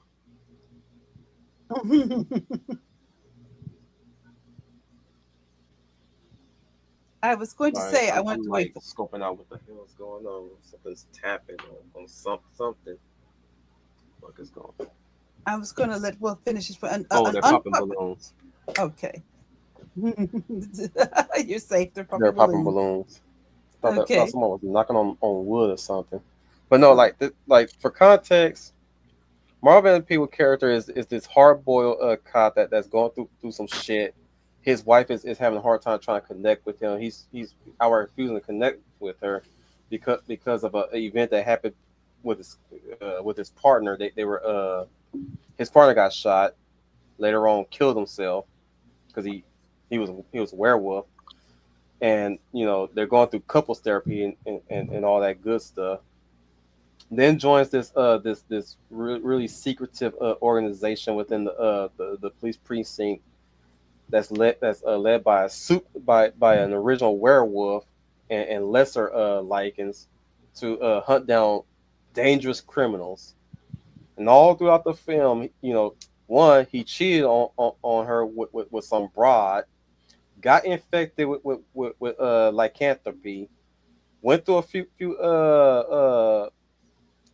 underground drug busts and all that stuff, bit the bitch while she's trying to reconnect with him, then takes the lead werewolf's blood to become the new lead werewolf, and then gave her the lycanthropy. And I'm like, and she's supposed to be okay with this shit? I believe we're still talking about Full Eclipse, right? Yeah. Full Eclipse. I'm Also, like, I'm like, oh god, this bitch is supposed to be okay with this? mm-hmm. I'm like, when you look into the context towards the end of the movie, I'm like, you put her through some shit, and now you got her stuck in some shit. Like, ain't this about a bitch? I'm mad because young me thought he was a good guy. That's why I'm so pissed off. Adult me. That's why adult me is so pissed off, because young me thought he was a good guy, a good cop. No, he's a good cop, but he's a terrible husband. Mm-hmm. But real quick, Buddy Smith question. Okay, X-Men RPG. I've been watching vids about X-Men Destiny. How would you guys want a X-Men RPG go? And my answer is X-Men Legends. We already have it. X-Men Legends. Yeah. I mean, the way I describe it might as well be, but it's not. They don't really go full werewolf in this film. They go, we have Wolverine at home. Though kind of more saber-toothy. Yeah. More saber-tooth. Except for the end, because Boss Guy goes full, doesn't he? Mm-hmm. He's the one that goes full werewolf. Funny looking werewolf too. If only they had the Bad Moon Knight makeup artist and stuff. Right. Yeah. Well, not really. As for, I mean, he was still scary. He scared the fuck out of me when I was a kid. Right. He's just too brown for me. And since we're on the topic of werewolves, yeah, Project Melbeast is still my favorite. One of my favorites. Love me some Project Melbeast. Now imagine if they combined Full Eclipse with that, and you had like saber-toothy, but added like metal skinned and metal claw things. That would kind of be sick and freaky, but fun. Oh yeah. That's definitely see a full effect of like magic. Yeah, I'm just reflecting on past streams. And I still remember my reaction to that. I'm like, this motherfucker. I was like, ooh, I was so heated. Because again, young me thought he was a good guy. Adult me find out that he's an asshole. And to be honest, I don't think their relationship got resolved. No, it didn't get resolved because they pretty much they essentially left in a sequel hook. No, it ain't no sequel. It's just that was literally the end. He's going to continue. We already know what he's going to do. He's going to continue what the lead guy started. There was no sequel hook. That But was the just question that was is some he going to bookend, be as bad as him where he kills off his teams periodically after right? they fulfill a use in the city? Because that's what the lead dude did. Yeah, wasn't it because, oh yeah, you're good for a time, but then you get too hooked up on the power and shit, and as the alpha, I gotta keep the alpha status, and I need to keep you guys in check, so you all die, and then I move on to the next city. Rinse and Mm. repeat. Could have sworn he was also dying at some point. I don't think so. I don't know. I hear crickets.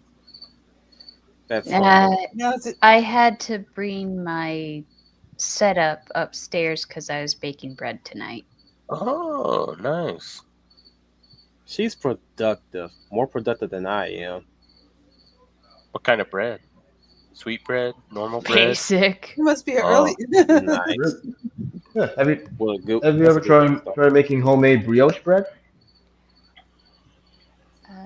I have, and it ended up filling up a cookie sheet because I didn't stick in enough yeast. cinnamon bread and make some French toast out of that. Great. Mm-hmm. Mm-hmm. Excuse me. Yeah, I'm at the point We're where just- I'm reminiscing on streams now. I think we should start wrapping it up. Oh, yeah, that Yeah, I don't have any other open topics unless anybody else have anything they want to get off their mind. Right now, I don't have anything. Thanks for riling me up over. Oh, over one Flash. last thing before we go. It's not popular, but I did not like Channing Tatum as Gambit in Deadpool and Wolverine. I'm sorry, That's okay. I'm not, and I wish they had another actor in that role. I was won over immediately because he was doing the Cajun accent really good. That wasn't Uh-huh. enough to win me over, but I get And- everybody else. Him being a former exotic dancer really really helped him with his aerobics. So I was feeling it. I Okay. was like, he can do that because of his former dance life. Because you gotta remember he was a male stripper before he Yes. became an actor. Yes, I So remember. he was doing a bit of a few of his nifty dance moves here and there. It's like woohoo, I'm feeling that. spicy. I was feeling that. It's just a shame that there wasn't some others they could have brought back. I mean, like I the would- guy that did. I like Taylor Kirshner. Mm, I actually like Taylor. I know the Wolverine movie was terrible, but I liked him as Gambit. I would I have think wanted he got him to the- come he back got the too. spirit of Gambit. Yeah, Same. I get what Well, you're saying about. I'm of the same opinion that I would have wanted Taylor Kitsch to come back. Well, Yeah. speaking of the But former, it was former always- Gambit, You gotta be easy on Ryan Reynolds. He had two sets of people to please, either the ones that like Taylor Kitsch or the ones that was hoping to see Channing Tatum as Gambit in the Gambit Mhm. spinoff movie. He chose the latter.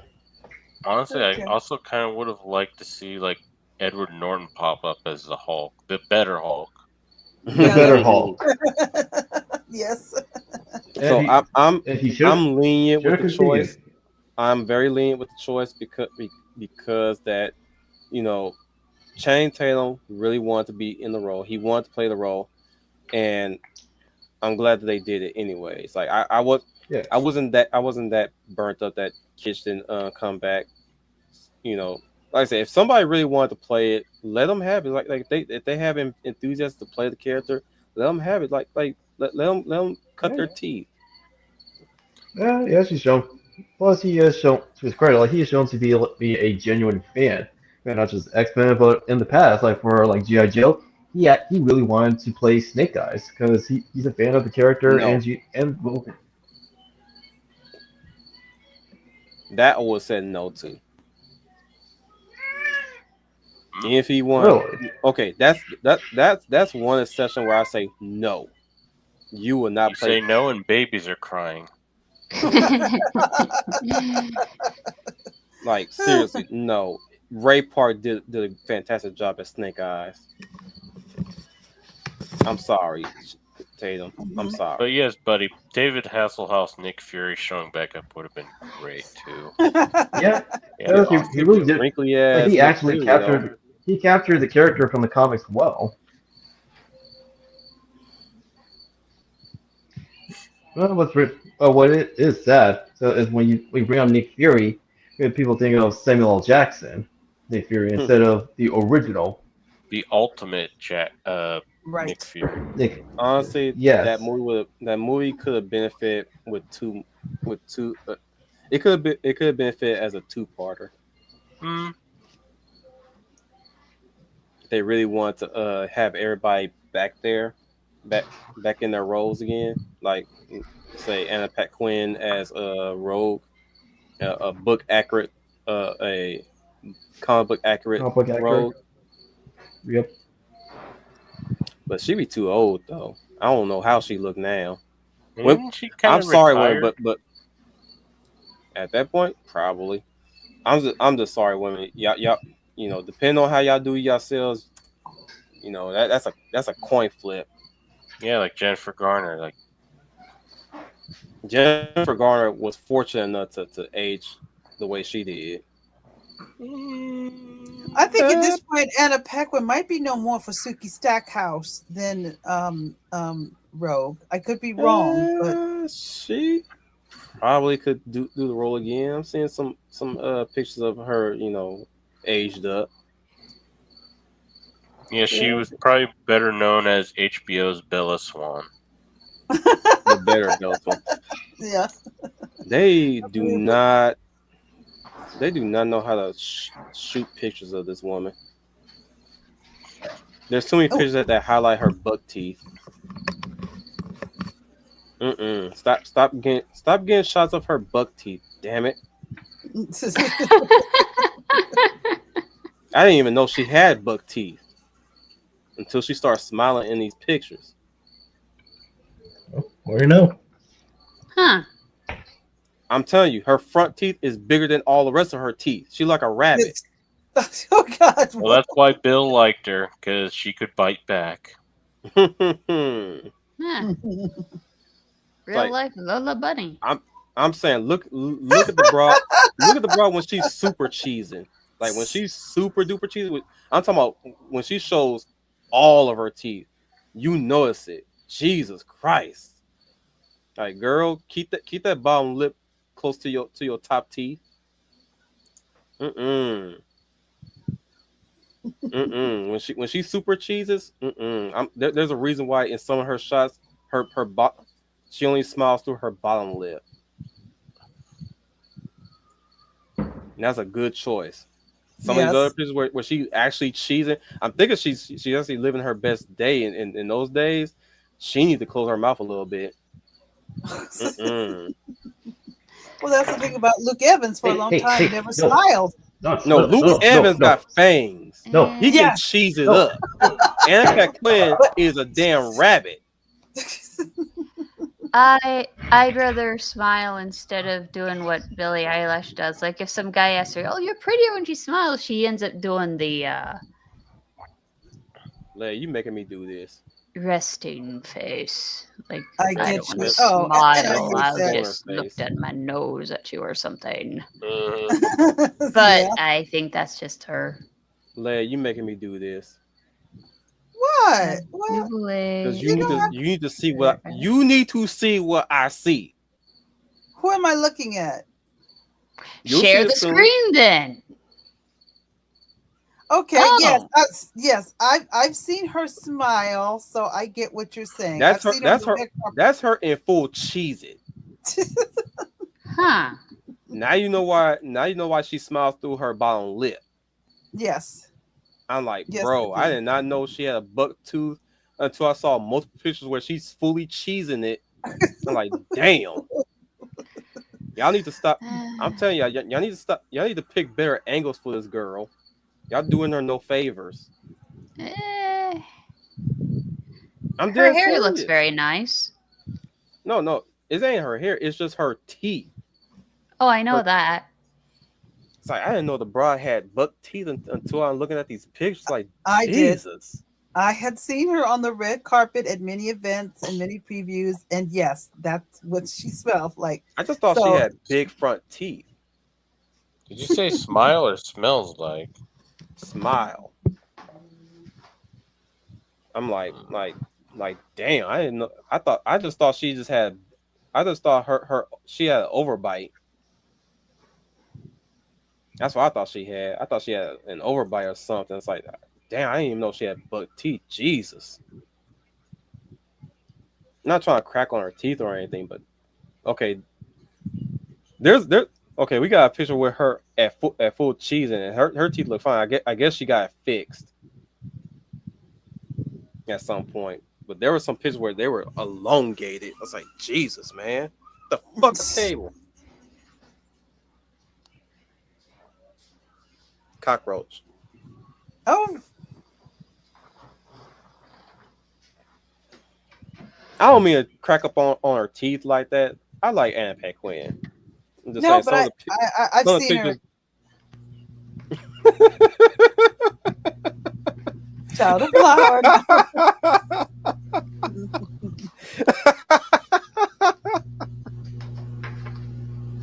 Yeah, she does look like a beaver. I don't mean to crack up on her because I do like Anna Paquin as an actress and as a personality, but damn, some of these pictures don't do her teeth justice. I'm just saying. Like, y'all need to pick better angles for her teeth, man. You know, when you search up an actor and you just see some of the pictures, sometimes they just don't get no good angles of her of the actress. I'm like, Well, at least damn. they helped stop the bugs from getting her mouth when she did that fly away home with the geese and all that. You mean was it Fly Away Home or Fly Away Wild? Might have been wild. Yes, I just remember it was a '90s thing. It had her when she was younger and Jeff Daniels Mm-hmm. when he was still doing more movies than nothing.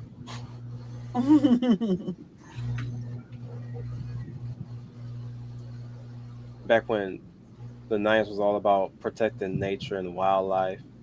Mm. Yeah. Well, That movies like also Black what I Beauty. heard. Then again, Black Beauty was a book.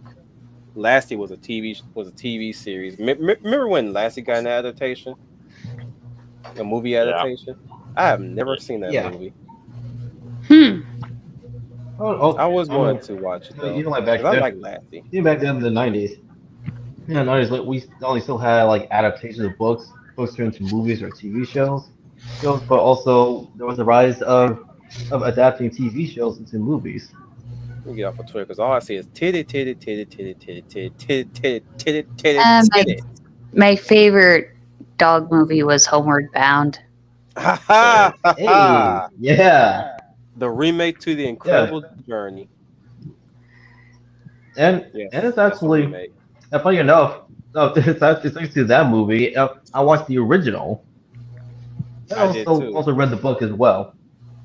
Oh, fucking overachiever. Oh, the Sassy Cat was one of my favorites. Sassy. Oh yeah, mine too. So long, sassy. Yeah, voiced by Fucking hate Sally that Fields.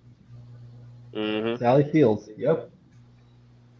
And also Michael J. Fox, Marty McFly was in Homeward Bound too. Mhm. Didn't he Yeah, end up I mean, playing like, the one that got a face full of porcupine quills? Yes. Chance. Yes. Yes, he was The dog's Chance. name was Chance.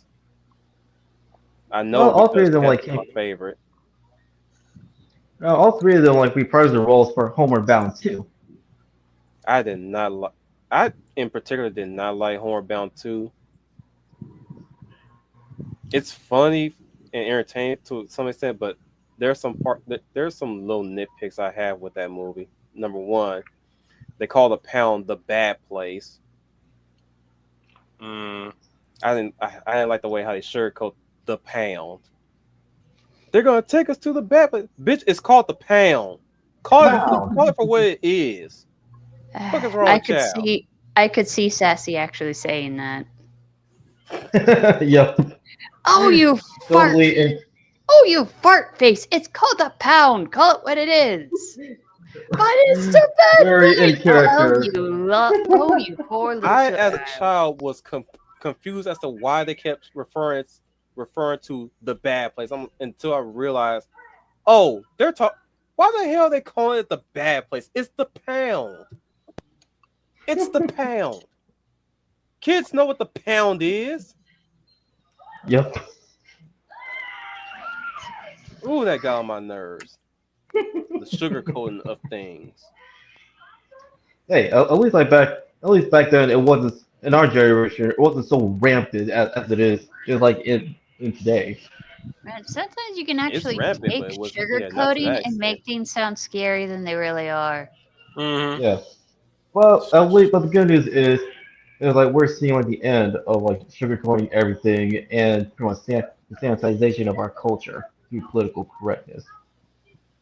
I'll get you this time, you piece of shit. It's finally it's being pushed back as it should have like years ago. You know? Oh no, he killed Matara-Khan. Mm-mm. Whatever it is, he's determined to kill that roach poor thing. It's gonna Killed be the a battle roach in there. lady. Yeah, I did get an interesting interaction on Twitter today. Oh, What did you Oh get? yeah. Yeah, What there was was this one tweet. It says, "Say something in Japanese before you scroll past." And I'm like, "Konnichiwa, humble Marty des." It was good enough. Grok actually translated it. All right. And then Radio Bonsai Twitter account says, "Hi?" right under it. And I'm like, "Hi." okay. Hi. Hi. It's fun. What? It's funny when you bring that up because this summer I'm actually getting back to studying Japanese. Oh, nice. Studying it or trying to add it to Like your Disney genetic Said collective? it was Oh doggy tail. goodness. Oh, that was a popular trope with lots of cartoons. The pound puppies is like Disney. making it doggy jail. And if you got one of the toy sets, there was a jailbreak thing where you could just hit the button and they all fall out.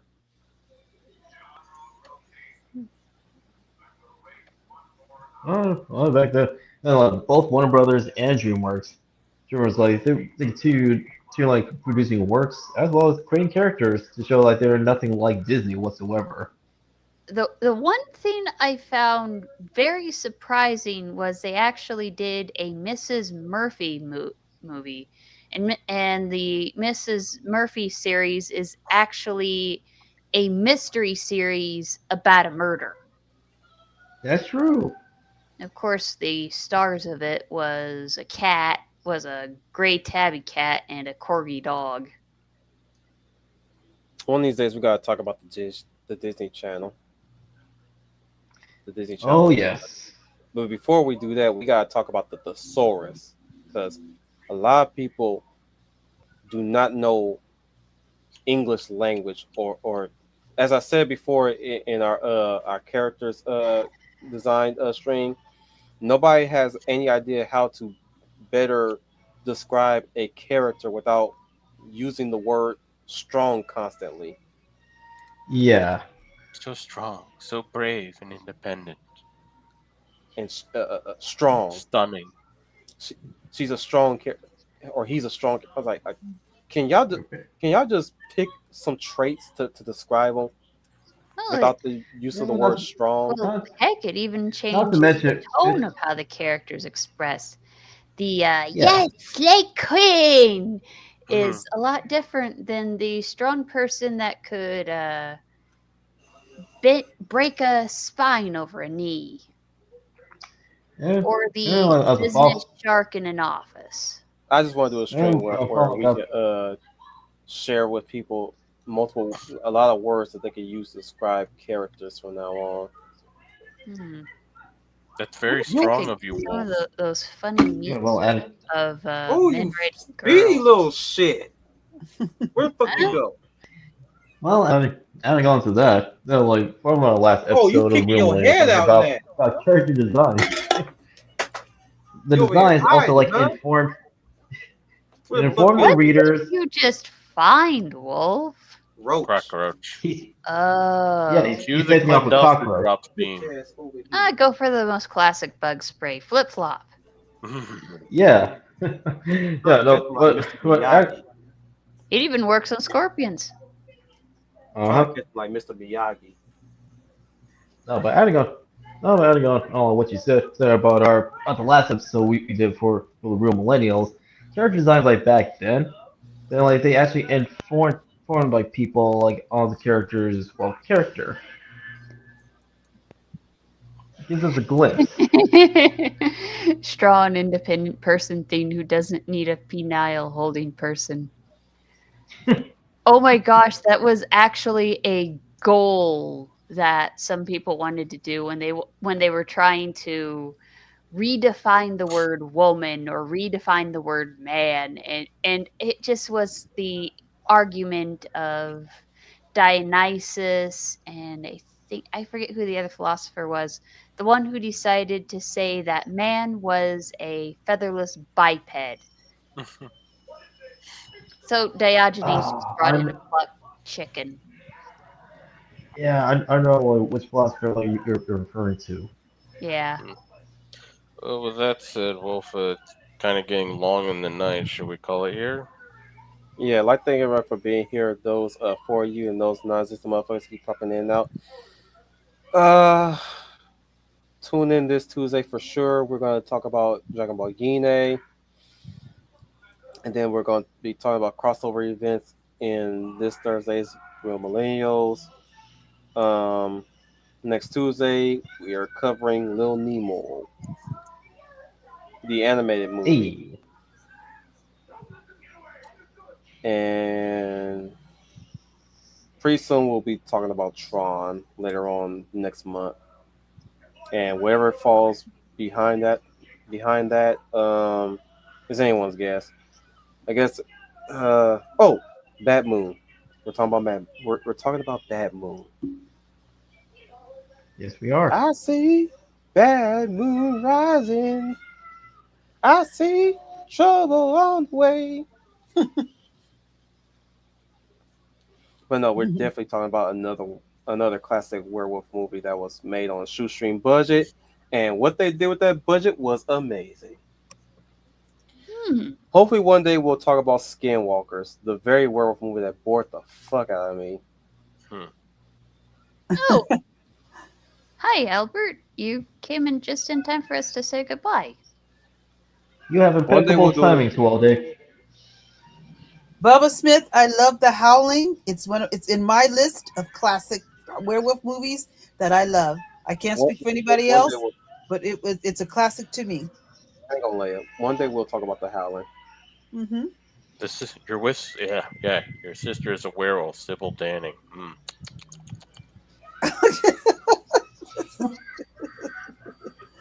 Well, sorry, I just had a relapse. I think I was 8 years old when I watched The Howling 2. What? Or was I 7? I think I was 7 or 12. Did you emulate the movie in live person? No, because that would be a whole lot of groping and touching. Okay, I'm glad that didn't happen then. There's a lot of groping and touching in that film. The Howling 2. Oh. Again, Sybil Danning. Of course, if I had to definitely imitate that movie, I'll have to do the striptease or the rip can scene. Of worms did I just unleash? But no, yeah, definitely want to talk about The Howling 2 with Sybil Danning and her cool shades. I want to talk. Them shades was. Them shades on her was smoking. Indeed. Somehow they got Christopher Lee in that. a Van Helsing of the werewolf movie. Yep. And somehow Sybil Danning's his sister. I could. No. The Kangaroo Wolves movie was not good. They had a Kangaroo Wolves movie? It was Tasmanian Devils. Either way, Well, How the Tasmanian hell- Tigers, I mean, sorry. how could Yeah, how Tasmanian could you Tigers. come away with that response from that movie? It's called The Howling, yet it's Tasmanian freaking devils as the Tigers. werewolves. Tigers. I Whatever. would I- watch the movie just They're to see what a were marsupials. Tasmanian tiger would look like. I only like the first Howling movie. Everything else is not worth my What? time. Nah, the second Well- one is the best one because of that fucking band. If you insist. Okay. If you say so. Bounce. What's up? Bounce. So were we It- wrapping it- up you- or just getting our second win? The humblest of writers, Humble Martin, since she spoke up. Hello, this is Humble Marty. Thank you. We all thank you here for being here tonight or in the morning or when you catch this on a rewatch. Don't forget to like, comment, subscribe, and all that other good jazz to please the algorithm or to boot it to the moon, whichever works. The Sixth Ranger Dark Stranger. Good morning. Thank you for having me, and everybody have a good night. The lovely Leia Violet plus size. Well, good late night, everyone. Thank you for joining us for this open topic discussion. If you have other suggestions for open topics that we didn't cover that you want us to rant us about, please leave it in the comments below. I'm sure Wolf would love to hear from you. And also like and share these videos with others as well. I'm sure Wolf would appreciate more newcomers to come into the group as soon as possible. But until then, oh, you know what I mean, folks. New fans. I have to watch my adjectives with dark. Everybody have a good rest of your weekend. You all know what I mean. That's the most enthusiastic laugh I've ever heard from Marty. His dark is got to turn that around. The Hound of the South, Donick Powell. Thank you, everybody, for joining us in tonight's episode of The Real Millennials. Make sure you stay tuned for next Thursdays, where we talk about crossovers, as well as future episodes to come, as well as for Animation Spotlight. Until then, this is the Hound of the South, Don Carl signing off. And remember, keep up the good fight of maintaining hope, idealism, and optimism alive in the world, because remember, cynicism and nihilism are for losers. This is your welcome at Wolf 10. Remind you guys once again that you are the UN Space Sea. Welcome to the Wolf Fleet.